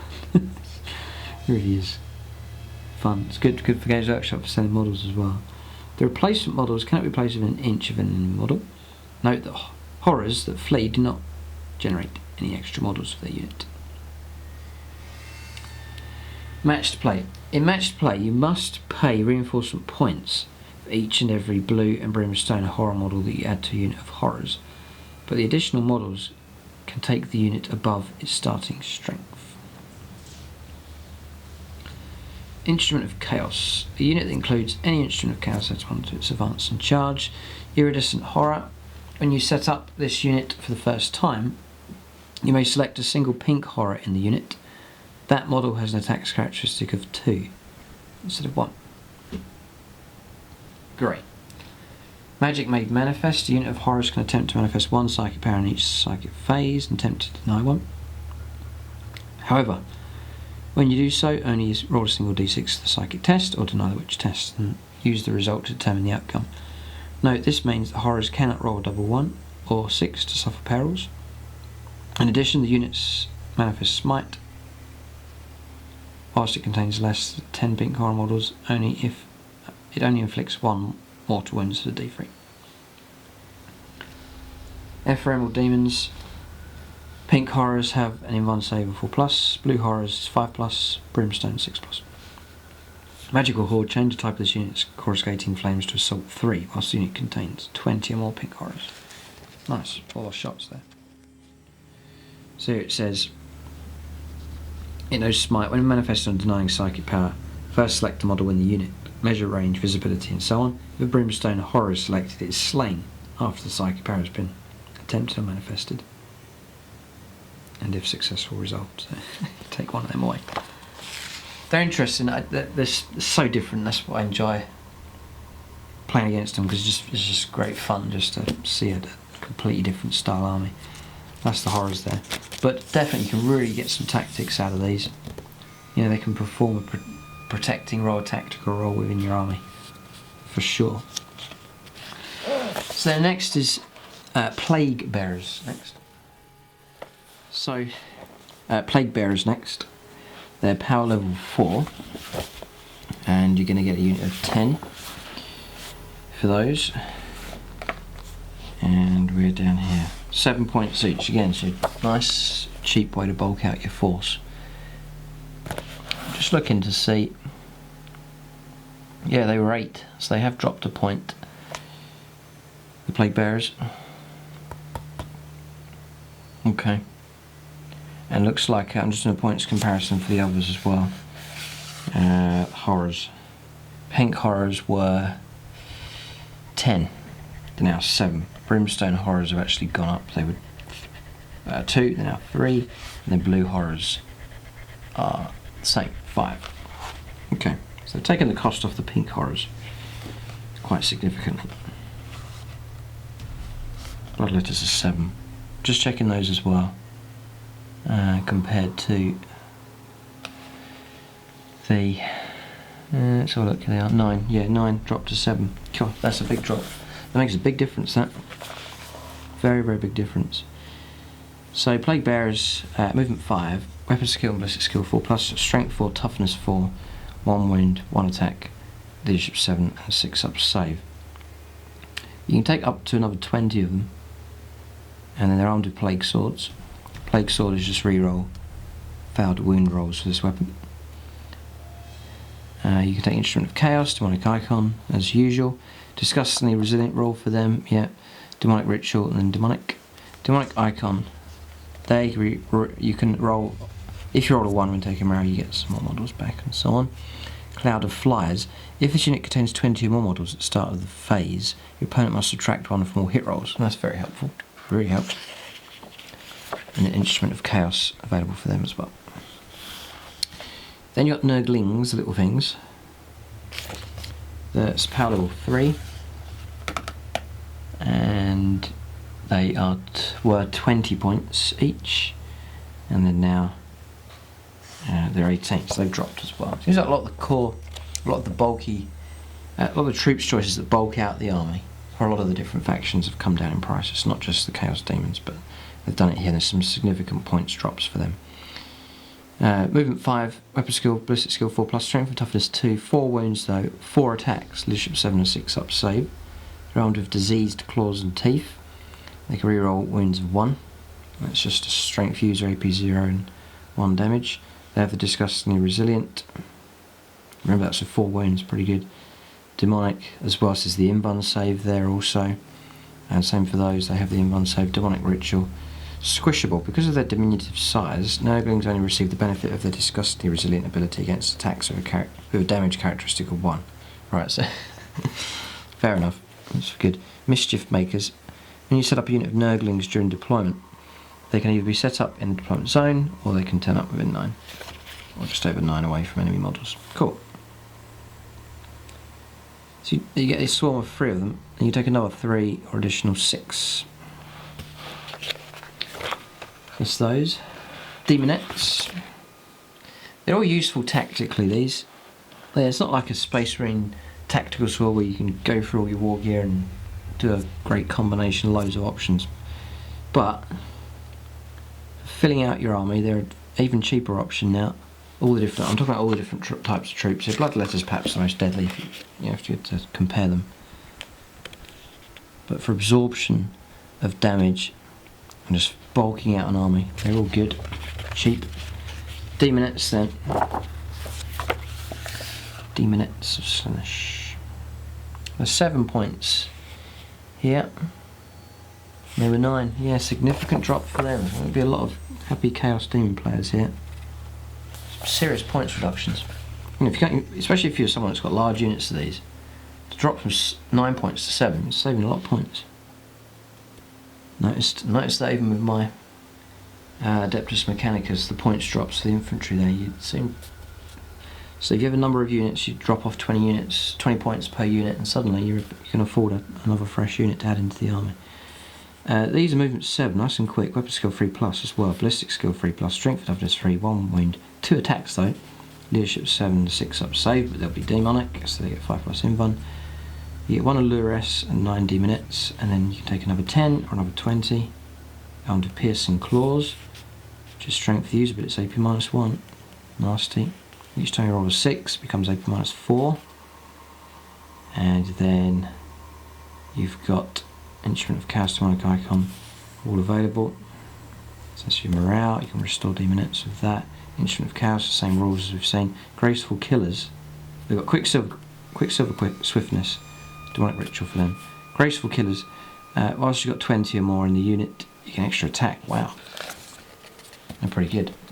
Yeah, they're pretty good. So that's the troops. You've got Blood Crushers next. It's power level 8. And they were 47 points. Let's have a look, elite. Still 47, so they haven't changed. Movement 8. I'm a fan of these, look quite cool. 3+ ballistic skill, weapon skill, strength 5, toughness 4, 3 wounds, 3 attacks. It's a good stat line. Leadership 7 and 4 up save. So you get 1 Blood Hunter and 2 Blood Crushers. You can take another 3 of them, or another 6, or another 9. You're armed with Hellblades.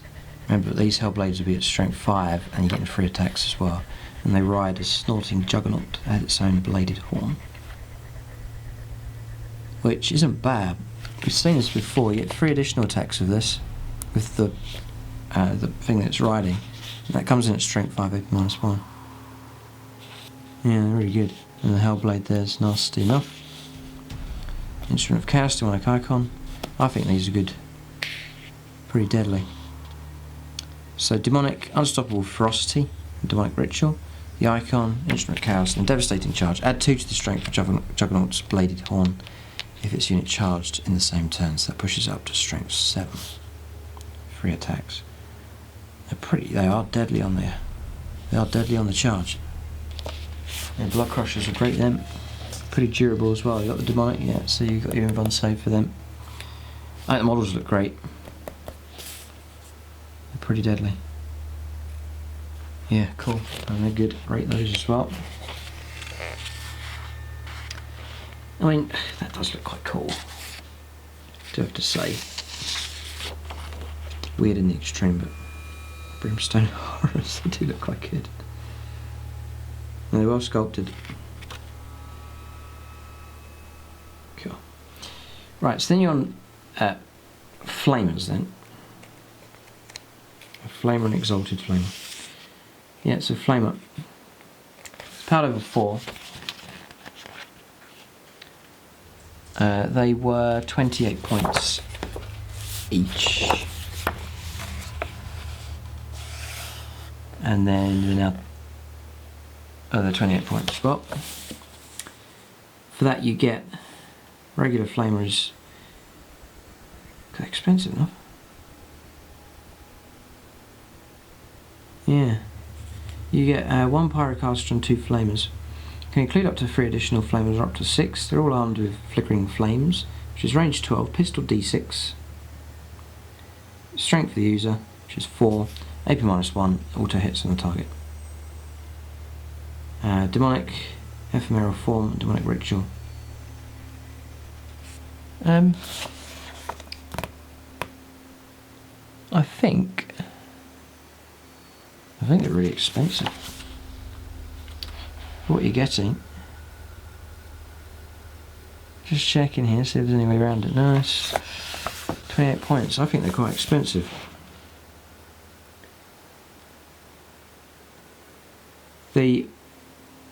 Yeah, because you're on movement 12, weapon skill 5+, ballistic skill 3+, but you're on auto hits anyway. Strength toughness 4, 2 wounds only, 2 attacks, leadership 7, 6 up save. And the pyrocaster's just got an extra attack. And that's it. I think they're very expensive. It's just pistol D6. There's no like 2 sets of flamers, it's just 1 set. So they're pretty expensive, the ones. So you got an Exalted Flamer. Exalted Flamer is a single model which attacks with pink, with the pink and blue fires of Tzeentch and tongues of flame.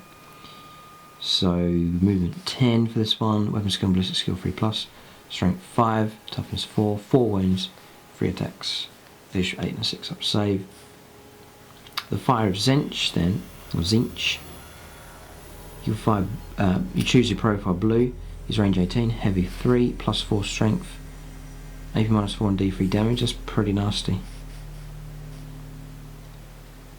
Yep. Okay.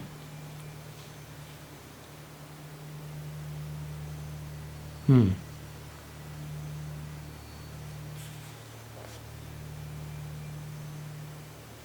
strength +4, I take it it's just your base strength, which is 5 and +4, so that'll make it strength 9. AP -4 and D3 damage is horrific. And then pink is range 12, pistol D6, strength for the user, AP -2 and 1 damage, and it's auto hits. Tongues of Flame is a melee weapon, strength for the user, AP -1, 1 damage. Demonic, ephemeral form, and demonic ritual. Yeah, so I'm sure about these. These power level 5. I'm just going to see. Exalted Flamer, he's 70 points in the index. And then he's 90 points here. I think they're an expensive set, that lot there. Don't really rate them, I think they're quite expensive. Base of Nurgle's next, 34 points each. Oh, they are here in the index, they're 38 there, so they've come down a bit in points cost. These strange slug things. So movement 6, weapon skill 4+, ballistic skill none, strength 4, toughness 5, 5 wounds, D6 attacks, which is pretty good. You get a unit of like 3 or 4 of them. That's a lot of attacks. Leadership 7, 6 up save. So you get one of them, you can go up to 8, or add an additional 8, so you can go up to unit 9. You've got putrid appendages, which is strength of the user, which is 4, AP 0, and then 2 damage. You can reroll wounds. Demonic, disgustingly resilient, demonic ritual. Attention seeker, beasts of Nurgle sometimes feel left out of the fun, and so bound forth to join in whatever they can. They can perform heroic interventions as if they were characters. The deadly slime trout, similar as before, if the unit falls back within an inch of that unit, they fall back from it. On 4+, they take a mortal wound. So yeah, okay, yeah. Strange. Fiends of Slaanesh. Yeah, some strange themes you could develop for these. Whether you go for mixed types or stick to the one, stick to just Nurgle and do a theme around that. I'm not sure if they'd mix. It'd be a real jumble if you mix them up, but can't see any reason why not. So Fiends of Slaanesh. It's power level 2.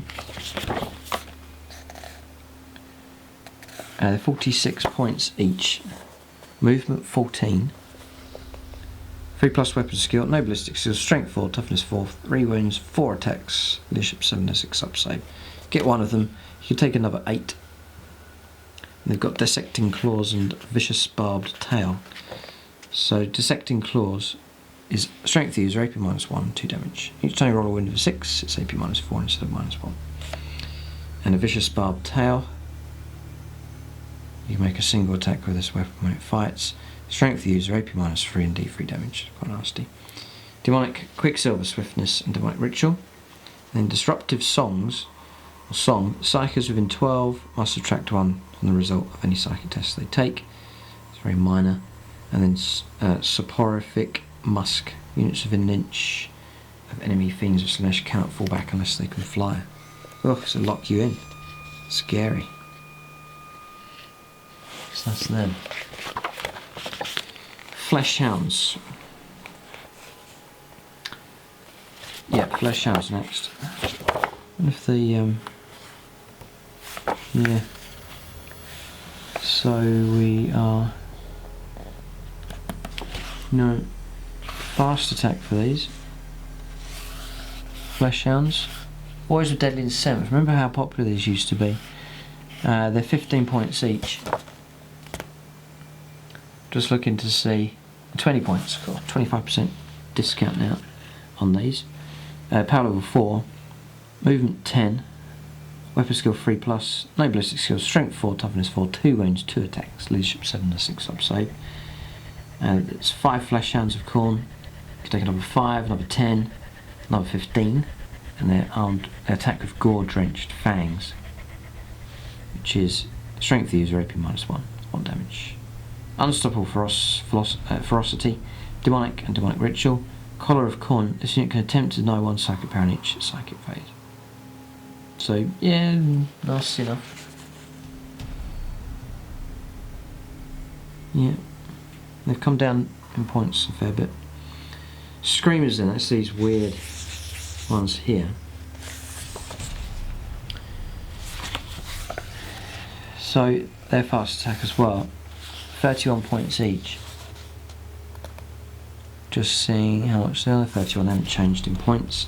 The movement, power level 4, movement 16, 4+, weapon skill, no ballistic skill, strength 4, toughness 4, 2 wounds, 3 attacks for these.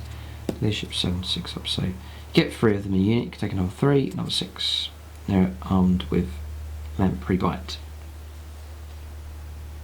Cool, they're good. Lamprey bite, +2 strength, that makes them strength 6. AP -3 and 2 damage. They're really good. Demonic, ephemeral form, and then demonic ritual. Slashing attack. If this unit moves over any enemy units, the movement phase, remember the movement 16 is very, very quick. It didn't fall back. You can choose one of those enemy units, roll a d6 for each screamer in this unit. On a 6, it's a mortal wound. Cool. Yeah, little bonus there.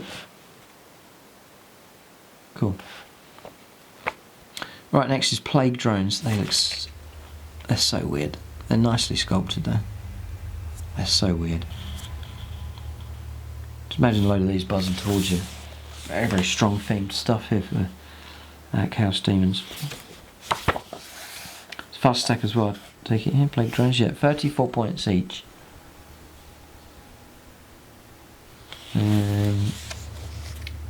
Down from 44. Very significant drop. Power level 6. Movement 10.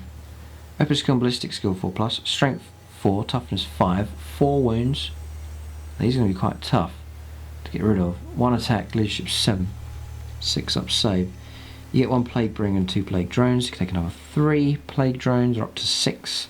They're armed with death heads and plague swords, and rides a botfly that attacks with its prehensile proboscis. It's death heads then. Range 12, assault 2, strength 4, AP 0, 1 damage, and it's reroll wounds of 1. So there's some kind of shooting available for them. Get a plague sword as well, which is reroll wounds, strength the user, no AP minus, and then 1 damage. And the prehensile proboscis is strength 4, AP 0, 2 damage. After a model riding a rot fly makes its close combat attacks, you can attack with its mount. Make 4 additional attacks using this weapon profile. You reroll failed wound rolls for these attacks. Wow, loads of attacks. Very good. The Instrument of Chaos Demonic icon available. Demonic, so your inbun save, disgustingly resilient available as well. It's pretty annoying to get rid of. Demonic ritual. You can take the icon, and the Instrument of Chaos rules just there. Like visually, they fill out a real physical presence on the table. There's a lot of model, a lot of space taken up by them. Very visual. and I imagine quite hard to root out and get rid of. Units of 3 of them, just don't want to lose them through morale. Units of 3 or 4 or 5, and tons of attacks. Loads, real blight against lightly armed infantry. Yeah, real good. And that toughness 5, 4 wounds, disgustingly resilient, 5 up invuln. Nice durability with them. To rate them as well.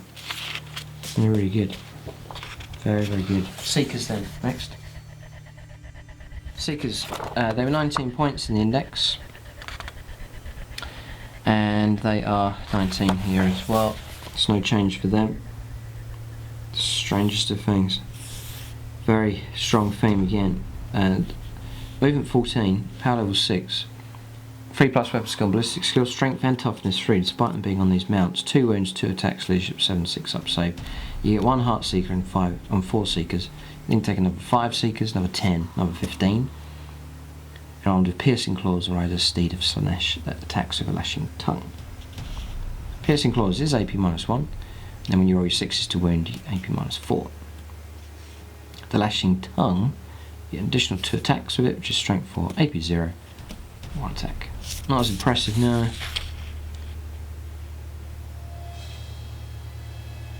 Yeah. The tactical use for these. Look here, demonic icon. Oh no, not this one. No, it's just the speed of them. They are quick. I was thinking of something else there. Reroll foul charges as well. Pretty good. There's no speed up the table, and pretty good for trying to get into combat. Try and lock units down or charge into a vehicle, perhaps try and stop it from firing next turn. That kind of use you could use them for. The demonic got quicksilver swiftness and demonic ritual. Hellflare next. Still on fast attack, lots of fast attack options available here for the demons. 93 points in the index. 93 points here. Power level 5, range 12, or movement 12, 3+ weapon skill, ballistic skill, strength 4, toughness 5, 6 wounds, 5 attacks. Nice. Leadership 8 and 4 up save. It's armed with a bladed axle. Is ridden by an exalted Allures, attacks with its piercing claws, drawn by 2 steeds of Slaanesh, attack with their lashing tongues.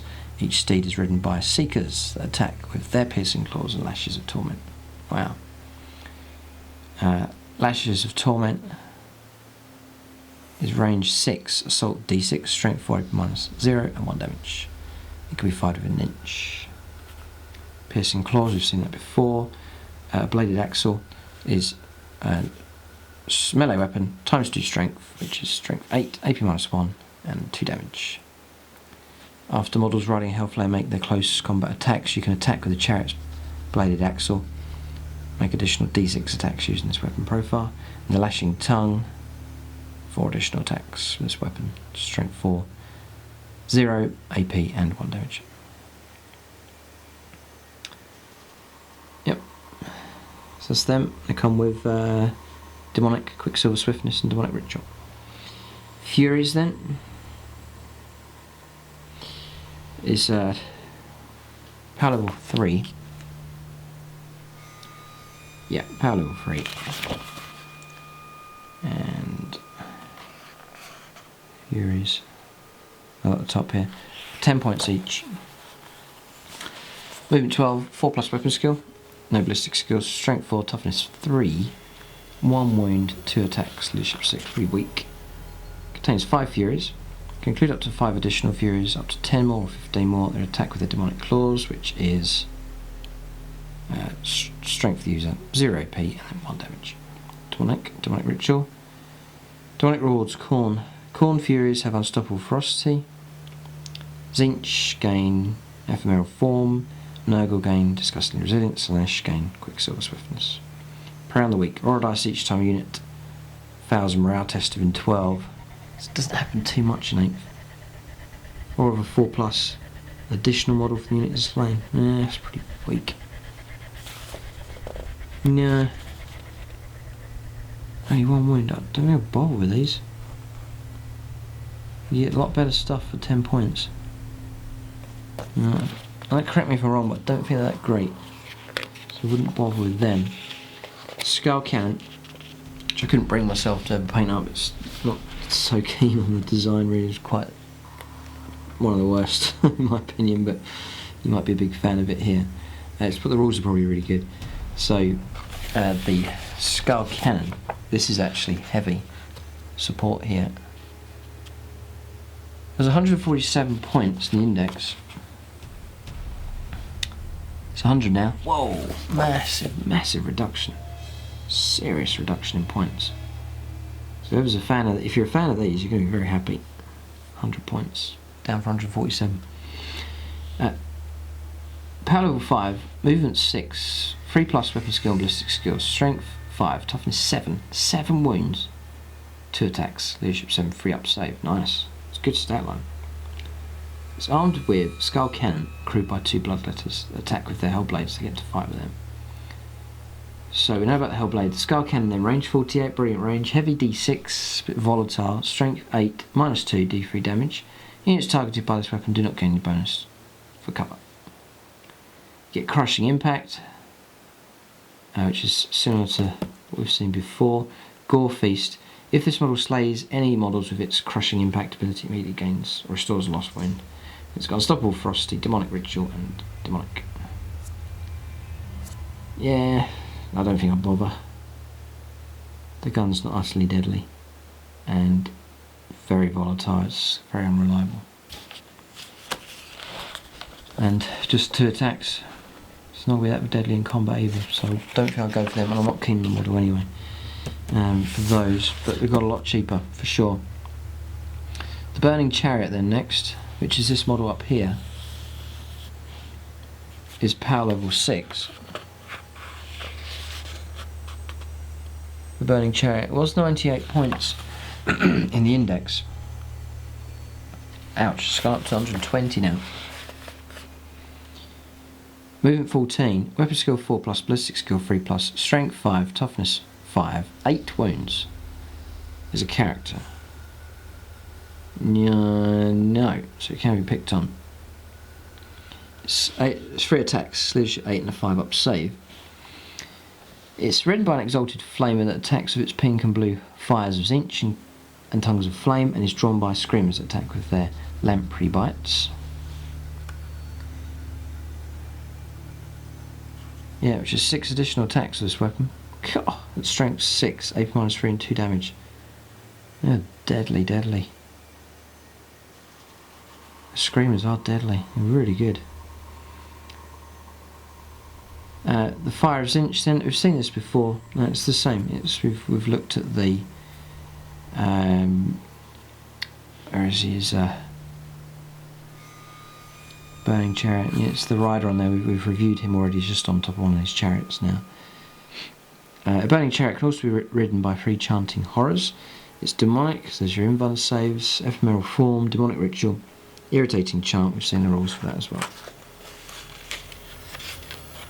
Not bad. It's those blue horrors, or the screamers, make it deadly in combat. Very deadly attacks. Seeker Chariot, power level 4. And we're looking at 70 points for this one. No points change compared to the index. Movement 12, 3+ weapon skill and ballistic skill, strength 4, toughness 5, 6 wounds, 5 attacks, leadership 8, 4 up save. It's ridden by an exalted Luress, demonic charioteer. They attack with their lashes of torment, piercing claws, drawn by steeds of Slaanesh, and attack with their lashing tongues. So I think we've seen these weapons, we've covered these already. So you get demonic quicksilver swiftness, demonic ritual. Scything impact. Each time a Seeker Chariot finishes a charge move, roll a d6 for each enemy model within an inch. It's a mortal wound if it's a 6. So it's good for plunging into hordes. Just that, that's that one. Exalted Seeker Chariot is power level 5. Goes up to 100 points, you pay an extra 30. You then get, I'm just comparing the two, you then go onto a chart. Yeah, that's a weakness, that. But the chart, you get movement 12, it's the same. weapon skill goes to 2+ instead of 3+, and it drops off to 3+, 4+. That's not so bad. And then the attacks go to 8, 6, and 4. It's still not too bad. Then go to strength 4, toughness 5. You get 12 wounds. You get double the wounds than you did with that one. Bishop 8 and 4 up save. Exalted Seeker Chariot is a single model ridden by an exalted Alluress under lashes of torment. It's crewed by 3 demonic or demonic charioteers who attack with their piercing claws. It's drawn into battle by steeds of Slaanesh that attack with their lashing tongues. So you know all those rules already. The usual bonuses as well: Scything Impact, same as just up there. It's just a beefier version of that one. Soul Grinder. The player that the guy I used to play against, he had one of these. I think it was painted up blue as well. This one here. It was pretty good back then. That was 6th or 7th edition. I'm pretty sure it was 6th edition, even 5th. Power level 12. It's 235 points in the index. Expensive enough. Hasn't changed, 235. So you're on movement, you're on chart, you go to movement 8, then it drops to 6 and 4, so it slows right down. Weapon skill doesn't change, it's always a 4+. Ballistic skill is a 4+, 5+, then 5+ on the chart here. Strength 8, toughness 7, 14 wounds. Attacks is 5, 3, and then D3. 3 up save, leadership 7. Soul Grinder is a single model that attacks with a Harvester Cannon, a Phlegm Bombardment, an Iron Jaw, and a Warp Sword. So, the Harvester Cannon then, range 48, heavy 3, strength 7, AP -1, D3 damage. Not very impressive really. You're looking at 4s to hit already, so you're going to hit with 1 or 2. It's not that deadly. The Phlegm Bombardment is range 36, heavy D6. Again, very unreliable, but it's good. It is good that the rest of the stats are great. Strength 8, -2 and 3 damage. So if you've got 6 number of shots and then hit with a load of them, you could cause a lot of trouble. But it's very temperamental. The Iron Claw is this one here. It's maybe better for combat. It's only on 5 attacks though. It soon drops off if he's damaged. The Iron Claw then is ×2 strength, so strength 16, AP -3 and D6 damage. It isn't very, very nasty. Then you've got the Warp Claw.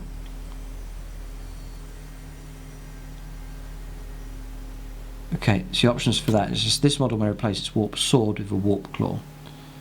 So Warp Sword is the standard one. The Warp Claw here is the upgrade, which is strength for the user, AP -2 and D3 damage. You make 2 hit rolls for each attack with this weapon instead of 1. And then that's the upgrade, but you can stick with the Warp Sword, which is strength for the user, AP -3, 3 damage, and you can reroll hits. I'll probably stick with the Warp Sword. Demonic Ritual, Demonic Rewards. So you choose which leaning you're going to go for, and then you get Khorne, you get Unstoppable Ferocity, Tzeentch, Soul Grinders. Tzeentch gets Ephemeral Form, Disgustingly Resilient for Nurgle, and Quicksilver Swiftness for Slaanesh. Got your usual explodes result there just there.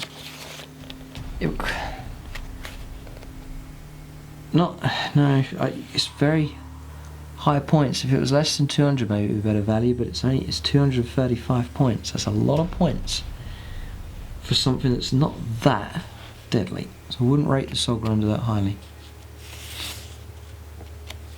Wouldn't rate it too highly there, which is a shame, but I don't think it's that great. Right, and then this is this new release. Dear mate, a Feculent Gnarl Maws.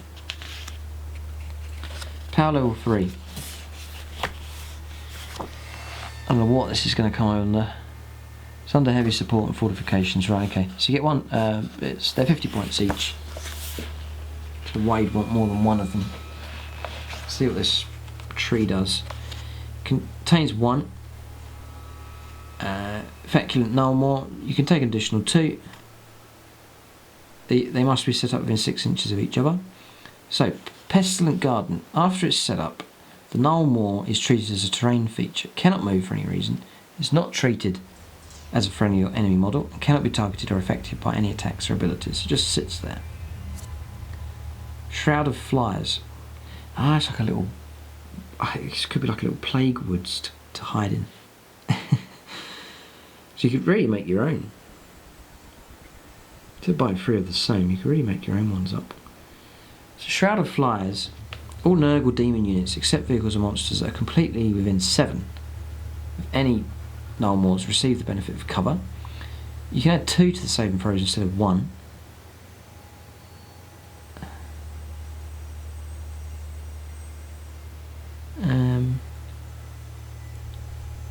Oh. It's all Alright, so it's the usual rules. It's just except vehicles and monsters, it's all your infantry units. And then you receive the benefit of cover, but you add 2 instead of 1. Doesn't affect, obviously it's not going to affect invuln saves. So you get a 4+ armour save, not an invuln save, and your whole unit's within 7. And you go from a 4+ to a 2+. So it's that kind of help. Sickness Blossoms. At the start of your turn, roll a d6. For every unit that's within 3 inches of the Gnarl Moors. On a 4+ unit suffers a mortal wound, but on a 6 it suffers d3 mortal wounds instead. Nurgle units are unaffected. Right, so if you enter the woods you can succumb to the Sickness Blossoms. Cool. Handy, you know, if you're playing objective games, plonk these on your objectives, granting cover, causing damage, nice, and can't be shot at. Plague Bells Chime. What's these bells? Oh dear. The Nurgle demon units within 7 of any Gnarl Moors at the start of their turn can shoot and or charge this turn even if they fell back or advanced. Cool. Then Conduit to Nurgle's Domain. You can re-roll any of the dice used in the summoning roll when a Chaos character from your army is within 7 of any feculent Gnarl Moor attempts to summon a unit of Nurgle demons to the battlefield using Demonic Ritual.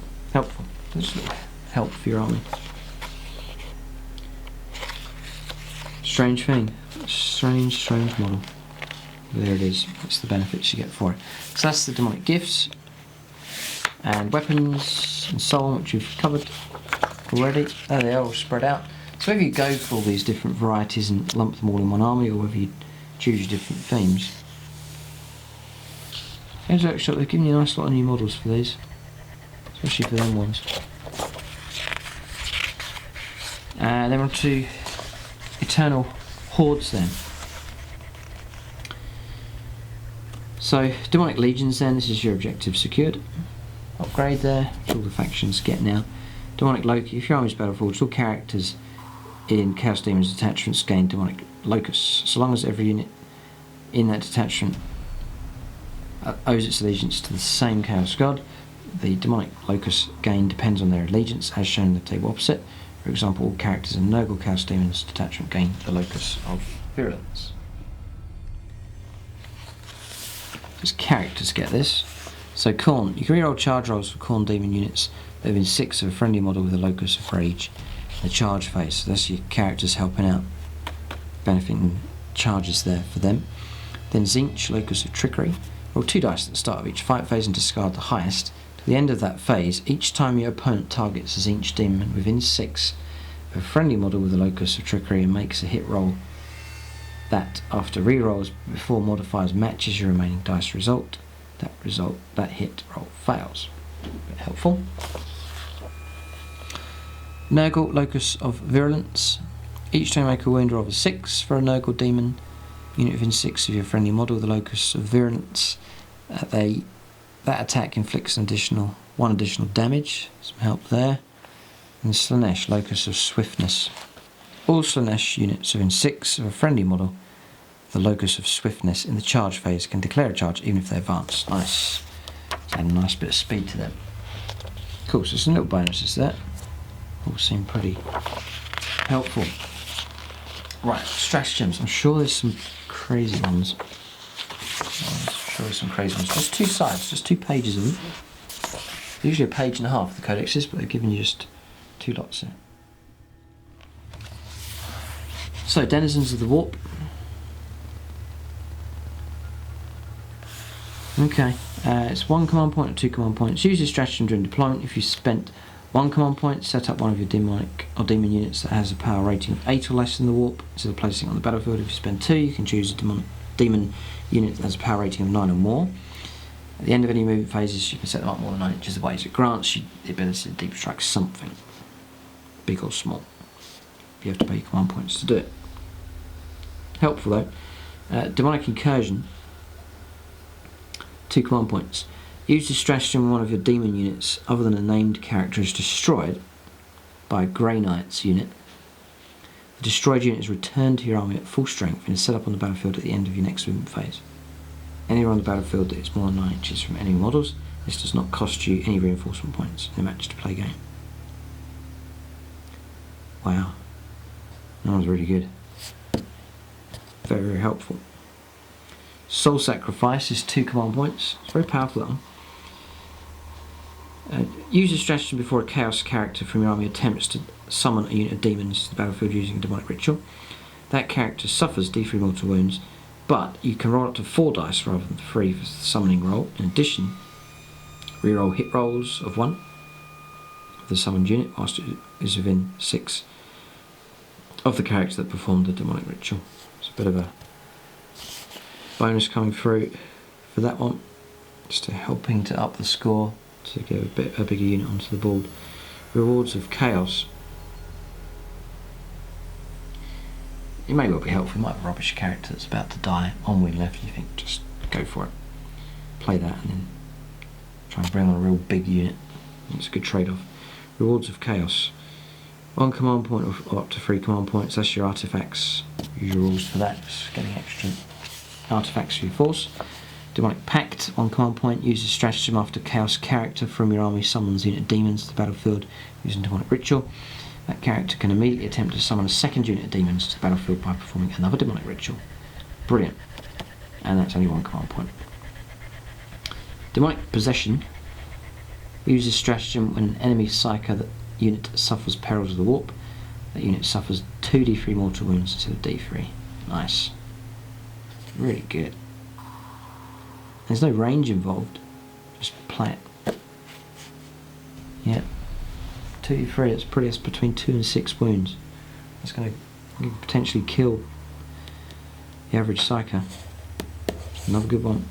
Warp Surge. 2 command points. Use this stratagem at the start of any phase. Select a unit of demons. To the end of that phase, you can reroll saving throws for the unit, but its invuln save is improved. You cannot reroll saving throws for the unit, but its invuln save is improved by 1 to maximum 3+. Yeah, well, helpful. Yeah, expensive in points though. 2 command points. Banner of Blood. It's a Khorne demon stratagem. 1 command point. Use this stratagem before the battle. Choose one of your Khorne models with a demonic icon. That icon is upgraded to a Banner of Blood. In addition to its normal ability, the power of the banner can be used once per battle just before the bearer's unit declares a charge. When it's used, the bearer's unit can charge 3d6 instead of 2d6. Okay, helpful. Locus of Wrath, 2 command points. Use this stratagem at the start of any fight phase. Select a Khorne demon character from your army. To the end of the phase, you can reroll any failed hit rolls made for friendly Khorne demon units within 6 of that model. Yeah, helpful. Expensive again, 2 command points. But helpful if you need it, if you're in a situation. Your stratagems help if you're in a certain critical point.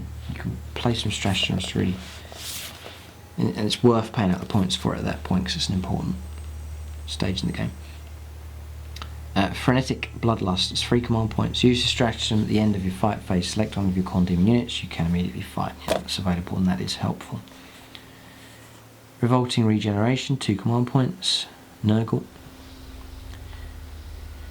Use the stratagem at the end of the movement phase. Select one of your Nurgle demon units, 1 model. The unit regains d3 lost wounds. If there are no wounded models, the unit has suffered casualties. A single slain model is returned to play with 1 wound remaining.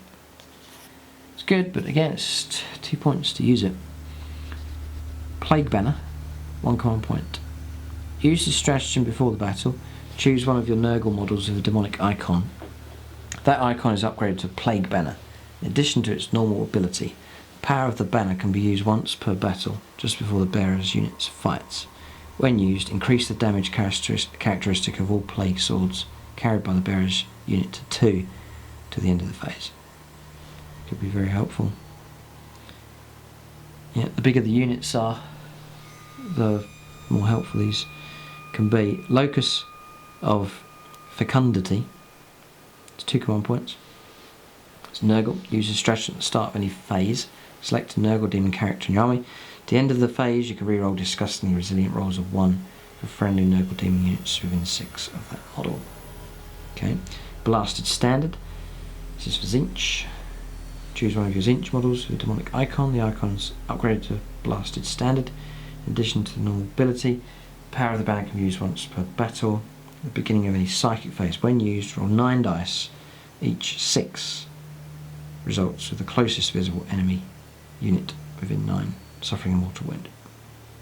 And that's it. It's only once per game as well. Not that deadly. Magical Boon, 1 command point. Use the stratagem at the end of your psychic phase. Select a Tzeentch Demon Psyker from your army. It can immediately attempt to manifest an additional psychic power. That's helpful. Locus of Conjuration, 2 command points for Tzeentch. Use the stratagem at the start of your psychic phase. Select a Tzeentch Demon character from your army. To the end of the phase, you can reroll any failed psychic test made for friendly Tzeentch Demon units within 6 of that model. Okay, helpful enough. Locus of Grace, this is Slaanesh, 1 command point. Use a stratagem at the start of any fight phase. Select a Slaanesh demon character.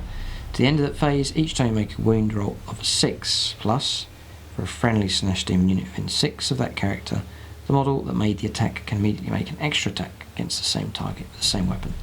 Bonus attacks cannot generate further attacks. Helpful again if you've got a bigger unit. More helpful. So these are okay. There's not a standard sort of ones in there. There's ones like where you get to fight again. Those kind of bonuses are all in there, and there's some unique ones. But this isn't all available. You can see Slaanesh is just sort of here, Tzeentch here. There's some sort of universal ones, and then 3 each for these. So there's just standard. Yeah, that's the way it's laid out. Standard. There. So everyone gets them. 1, 2, 3 for Khorne, Nurgle, 3 of them, Tzeentch and Slaanesh. So that's the way it works out. It's basically getting a page and a bit, whatever faction you're going to use. So 1 command point for Aura of Acquiescence. You start of the fight phase. Select a Slaanesh demon unit from your army. Enemy units within 3 inches reduce their attacks by 1 to a minimum of 1 to the end of the phase. That's helpful. It's only a command point to do it. Yep, and then Rapturous Standard. This is the upgrade here. Same rules as these others. In addition to its normal ability, the power of the banner can be used once per battle, just before the bearer fights. When used, you can reroll all failed hit rolls made for the bearer's unit at the end of the phase. Okay. Just one use only really. So they're okay. There's nothing, not particularly crazy really. Just I was expecting some sort of strange ones, but quite straightforward. Right, Warlord traits then. Depending on, yes, this is, says your named characters. I'm not going to go through all these ones here. This is just telling you the named characters, what they have to take. I'll read those out just so you can figure out what they are. So you've got Khorne, Tzeentch, Nurgle, Slaanesh here. I was going to skip these, but I think this is the new stuff here. So we'll cover these. You'll see what's available to you, depending on what which of these Chaos Gods you're going to go for. You judge which one's best. So Aspect of Death for Khorne, who are on first of all.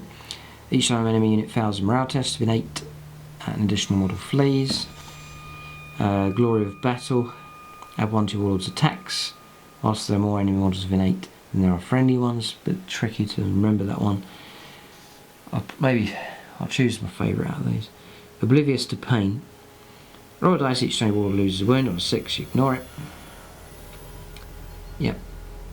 And your Warlord does not lose that On a roll of a 6, your warlord doesn't lose the wound, and you can reroll failed hit rolls and wound rolls made for it at the end of your next turn. Cool, that's brilliant. Really good.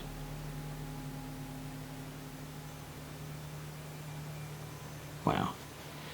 Yeah, that was good. Quite strong. That was a lot of bonuses all in one. Immense power. You add 1 to your strength. Might be helpful. Devastating blow. Each time your warlord fights, you can make a single devastating blow instead of attack instead of its normal close combat attacks. If it does, make a single hit roll. If successful, the target suffers D3 mortal wounds. Oh. You're not allowed to attack with your normal close combat attacks. Dear me. Okay. Depends, if you've got a useless character with poor melee, you could take that. Then Rage Incarnate. Reroll hit rolls of 1 for any Khorne demon units that charge this turn within 8 of your warlord when they fight. Now I go for Oblivious to Paint. Be the one that I choose. Tzeentch, Born of Sorcery. Add 1 to the result of the first psychic test made for your warlord in each psychic phase. Helpful enough. Incorporeal Form. Reduce all damage inflicted on your warlord by 1 to a minimum of 1. For example, if this warlord failed a saving throw against a weapon that inflicts 3 damage, it inflicts 2 instead. Yep, helpful enough. Yep, that's helpful. Warp Tether. You can reroll failed morale tests for friendly Tzeentch demon units within 9. Quite weak, that one. May help. Lawkeeper of Tzeentch. Add 6 to the range of the psychic power manifested by your warlord in each psychic phase. That one's helpful. So Smite and other powers as well. That one's pretty good. Tyrant of the Warp. Roll a dice each time your warlord suffers perils. On 2+, his psychic mastery is such that he doesn't peril. Nice. Perils doesn't happen very often though. So, but that option's there. And then Demon Spark. Reroll wound rolls of 1 in the shooting phase for friendly Tzeentch demon units within 9 of your warlord. And that could be helpful if you've got a nice lot of shooting weapons.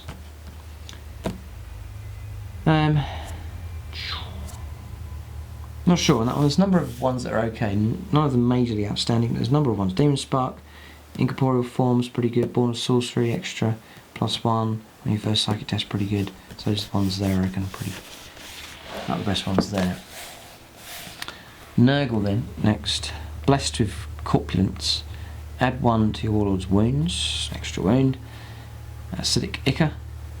Roll a dice each time your warlord loses a wound. In the fight phase on a 4+, the unit that inflicted that wound is splashed by Acidic Ichor and suffers a mortal wound after all of its own attacks have been resolved.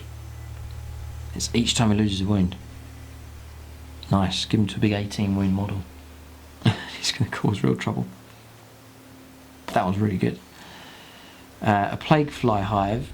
Your opponent must subtract 1 from all hit rolls to target your warlord if the attacking unit is within 7. Virulent Touch. Add 1 to the wound rolls made by your warlord in the fight phase unless it's targeting a vehicle. And Impenetrable Hide is a save characteristic of 4+. A Pestilent Miasma. Roll a dice for each enemy unit within an inch of your warlord at the start of your turn on 4+, suffers a mortal wound. Now I would go for the Acidic Ichor. That one's nasty. Real nasty. I like that one. Slaanesh. A celerity. I was going to say celery. It's celerity of Slaanesh. It's add 3 inches to your warlord's movement. It could be really helpful. That one could be really helpful. Quicksilver Duelist. You can reroll failed hit rolls and wound rolls for attacks made by your warlord in the fight phase against characters. So if you really are character hunting, that one's good. The Murder Dance. Your warlord charges in the charge phase. Add D3 to your attack's characteristic until the end of the ensuing fight phase. Cool. That's right.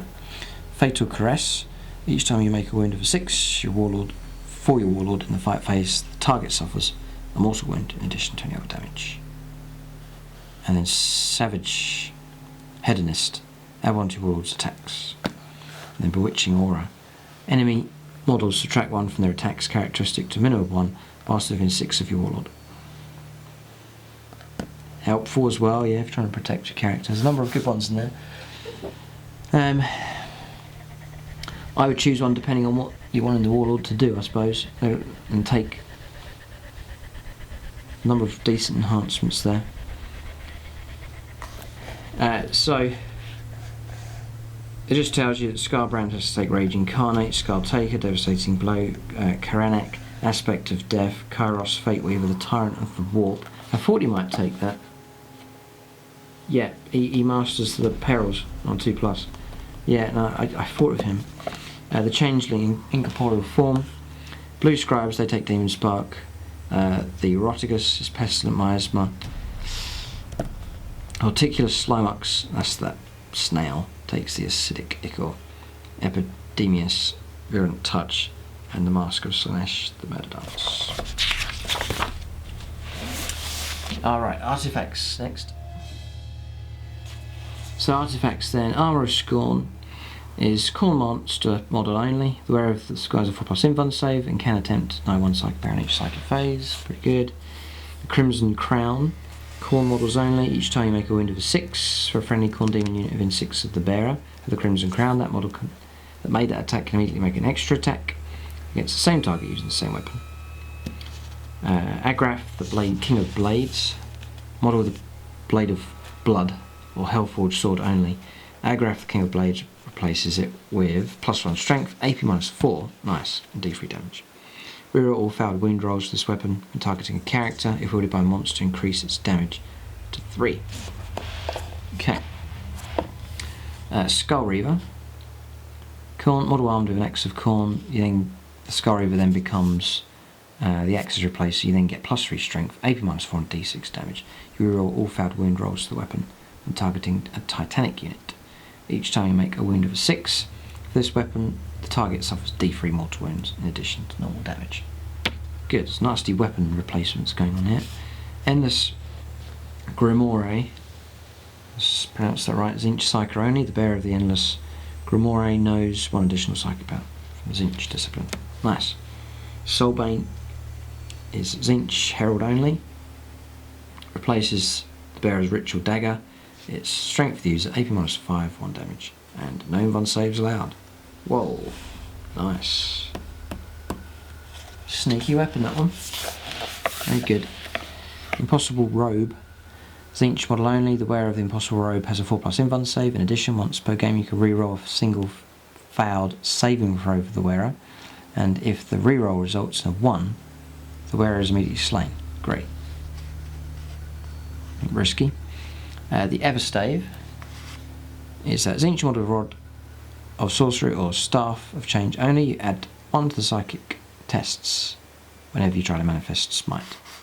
Yeah, helpful. Nice reliable Smite, which is it's quite easy to score that anyway, and that makes it even better. And a higher chance of getting that 11 or 12 as well for your D6 mortal wounds. The Horn of Nurgle's Rot is Nurgle model only. Roll D6 each time the bearer kills an enemy model in the fight phase. Whilst within 7 of 1 or more friendly units of Plague Bearers on a 4+, you can add a single Plague Bearer model to one of those units. Entropic Knell, Nurgle only. Enemy units must subtract 1 from their leadership characteristic whilst within 7 of the bearer. Not that great.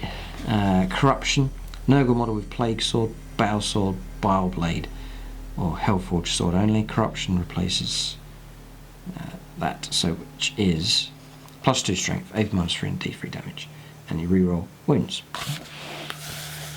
The Forbidden Gem, Slaanesh.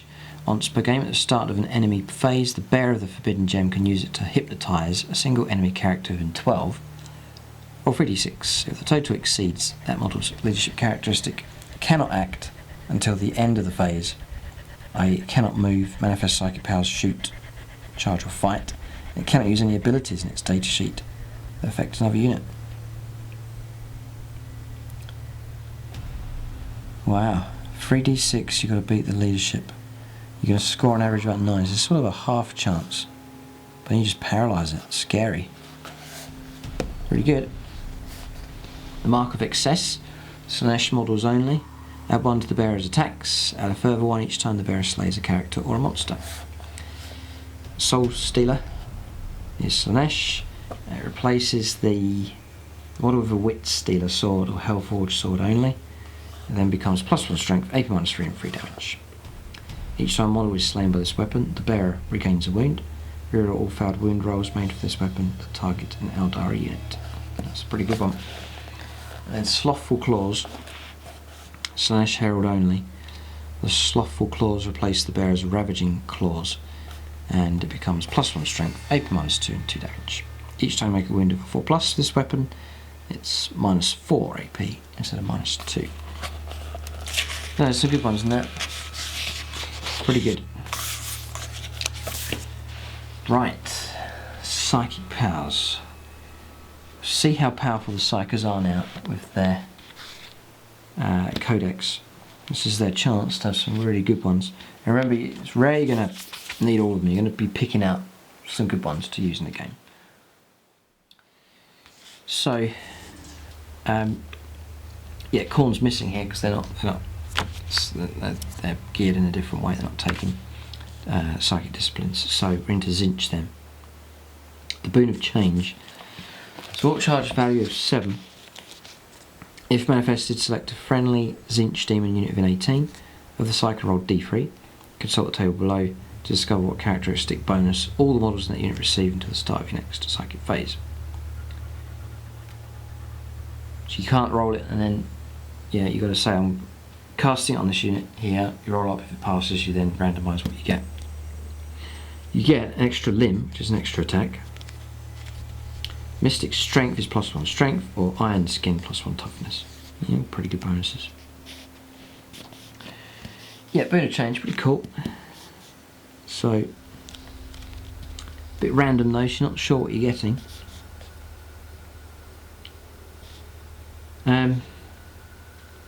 So for example, you're moving a unit up and you think, right, I need some kind of protection here, and then you roll up and you get +1 strength or +1 attack, and it doesn't really help you. So the randomness not too helpful. The Bolt of Change. So what charge value of 8. If manifested, select an enemy unit within 18. If the psychic invisible to it, the unit suffers D3 mortal wounds. If a character is slain by the psychic power, you can add a chaos spawn to your army and set out within an inch of the character before it was removed. It's D3 mortal wounds. So it's like a smite, mild smite really.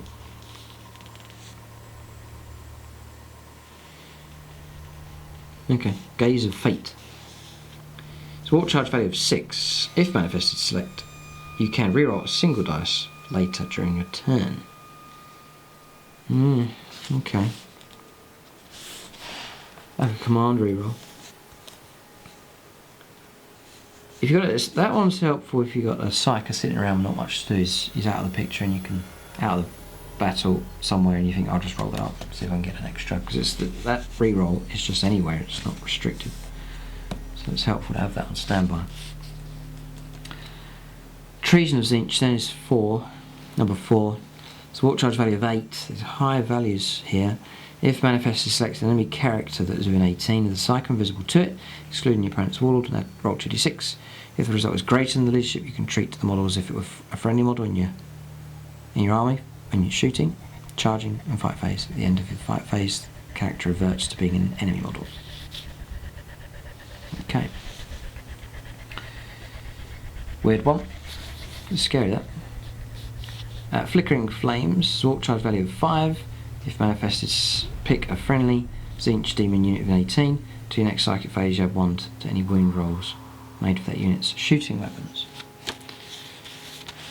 And then Infernal Gateway, sword charge value of 8. If manifested, identify the nearest enemy model that is within 12 of the psychic and visible to it. That model's unit and every other unit, friend and foe, within 3 inches of that model suffers D3 mortal wounds.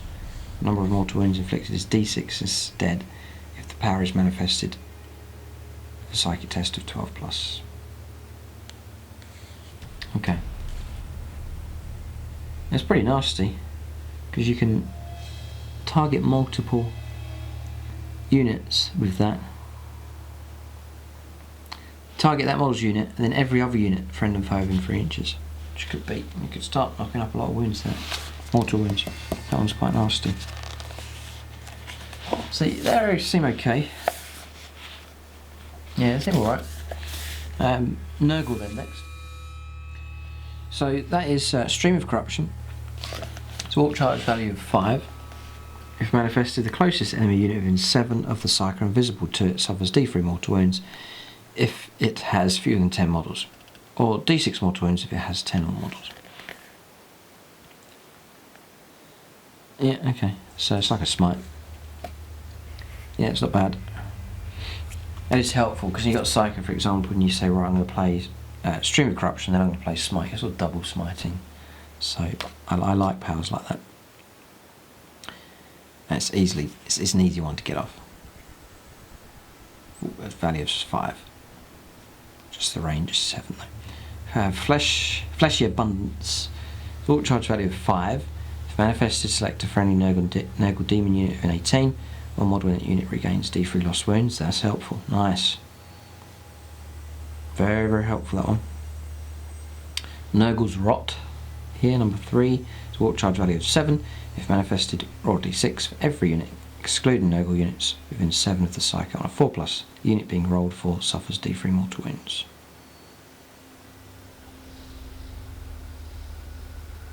Every unit. It's horrific. Nurgle's Rot's brilliant. Really, really good. Shriveling Pox. I rate these already better than Tzeentch. Shriveling Pox. It's a vault charge value of 6. If manifested, select an enemy unit within 18 of the Psycho invisible to it. At the start of your next psychic phase, subtract 1 from the target unit's toughness. Okay. Virulent Blessing. It's a vault charge value of 7. If manifested, select a friendly Nurgle demon unit within 18. Add 1 to wound rolls made for that unit in the fight phase. Furthermore, wound rolls of 7+ made for that unit inflict double damage. Okay.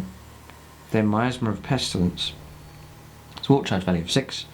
If manifested, select a friendly Nurgle demon unit within 18 of the Psycho. To the start of your next psychic phase, your opponent must subtract 1 more hit rolls to target that unit. It's a lot of good ones for protection, enhancements, repairing. So there's some good ones in that. Pretty good for Nurgle. Pretty good actually. Slaanesh. A cacophonic choir. It's a vault charge value of 6. If manifested, roll 2d6, add 2 to the result. If the psychic test result is more than 10, the closest enemy unit within 18 of the Psycho invisible to it suffers a mortal wound for each point the total exceeds their highest leadership characteristics. So could be pretty deadly. 2d6. Okay. Symphony of Pain. It's a warp charge of 6. If manifested, the nearest enemy unit within 18, visible to it, is struck by unbearable pain, your opponent must subtract 1 from all hit rolls for this unit until the start of your next psychic phase. Very helpful. Hysterical Frenzy. It's a warp charge value of 8. If manifested, select a single friendly Slaanesh demon unit within 18, and that is within an inch of an enemy unit. The unit can fight as if it were the fight phase. Wow, that one's really good. Get to fight again, it's only... Oh, that one's good. Hysterical Frenzy, nice one. Delightful Agonies. It's a warp charge value of 5. If manifested, select a single friendly Slaanesh demon unit within 18 of the Psycho. To the start of your next psychic phase, roll a d6. Each time a model in that unit loses a wound, on a 6, that model does not lose a wound. Okay. Helpful, yeah. Purveyne of Slaanesh. Vault charge value of 6. If manifested, select an enemy unit within 18, and it's visible. Roll a d6 for each model in the unit. The unit suffers a mortal wound for each of 6. Very good, very helpful against larger units. Wow, that was a good one. These are quite nasty, some of these. And then Phantasmorgia. It's a vault charge value of 6. If manifested, enemy units must subtract 1 from the leadership to the start of your next psychic phase, whilst within 12 of the Psycho. You then got Dark Hereticus here. So there's 3 powers available for this one. Infernal Gaze, which is... this is Be'lakor. It's for him. Okay. So you can choose or you can roll d3. So Infernal Gaze, vault charge value of 5. If manifested, select an enemy unit within 18 and visible to him, roll 3 dice, each 4+. So is a mortal wound. Okay. Death Hex, vault charge value of 8. If manifested, select an enemy unit within 12 of Be'lakor and visible to him. To the start of your next phase, the unit cannot take invuln saves. That one's very, very, very helpful. Very, very powerful, that one. Gift of Chaos. Walk charge value of 6. If manifested, selects an enemy model within 6 of Be'lakor and is visible to him and roll a d6. If the result is greater than the target's toughness, it suffers d3 plus 3 mortal wounds. If a character is slain by this power, you can add a chaos spawn within an inch of where the character is removed. They're all pretty good. So then they've got rules for the chaos spawn here, just at the back, which is helpful. Power level 2. Movement 7, 4 plus weapon skill. No ballistic skill, strength 4, toughness 5, 4 wounds, d6 attacks, leadership 9 and 5 up save. The hideous mutations comes in at strength for the user, which is 5, AP minus 2 and 2 damage. It's nasty enough. Enemy units within an inch of the chaos spawn must attract 1 from their leadership. That's the fearsome special rule. And they're mutated beyond reason. You do have to roll each turn for your combat. You get razor claws on 1. Hideous mutations are AP minus 4. For grasping pseudopods is plus 1 attack, plus 2 to its attack's characteristic, so it's d6 plus 2. Or you've got toxic hemorrhage, reroll failed wounds for the model to the end of the fight phase, which are all pretty good bonuses. That's your chaos spawn. Points values, which you've covered, and then tactical objectives listed there at the back, 6 of them as well. So there it is. That's the review then for Chaos Demons. I've got mine for Games Workshop. They sent it through early. You can get it from, I usually get my codexes from gamingfigures.com. You can check them out. Just means you can get your codex at a discounted rate from them, along with all your other Games Workshop accessories and kits and so on. So strong themes then for these, you know, with Tzeentch and Nurgle and so on. I would, not sure which ones I go for. There's models I like for all of them, so it'd be a difficult choice. Depends what kind of theme you want. You've got the harshness there of Khorne, you've got the mystical blue of Tzeentch, you've got the rotting sort of colour scheme there for Nurgle. So there's plenty of nice palette of colours to use for sure. It's not like Grey Knights, for example, where you're pretty much stuck with that colour scheme. But for these, you've got loads of artistic licence to paint them however you want. So a real rainbow of colours for a painter to choose from for these. So a number of good units, some significant point drops as well, and then crucially a lot of the troops choices have come down in points as well, which is very, very helpful indeed. It helps you bulk out your army, and it can free up, if you've got a current list, you can imagine it can free up a fair amount of points for you to get another whole unit of something. So there's that, plus you've now got the spread of the psychic powers, you've got all those stratagems and so on to use, warlord traits all in there, so it really brings these guys up to the level of some of the other factions that have had their codex as well. So leave your comments and feedback. What do you think about their codex, Chaos Demons? Have they been brought up to the same level as the others, or is it a poor codex, a good one? Leave your comments and feedback there, and then picking out units and combinations as well that you think are good, you can leave your feedback and other viewers can read that and gain from your experience as well. There it is, that's the review for Chaos Demons. Keep a lookout for more reviews on the channel. Thanks for watching and tune in next time.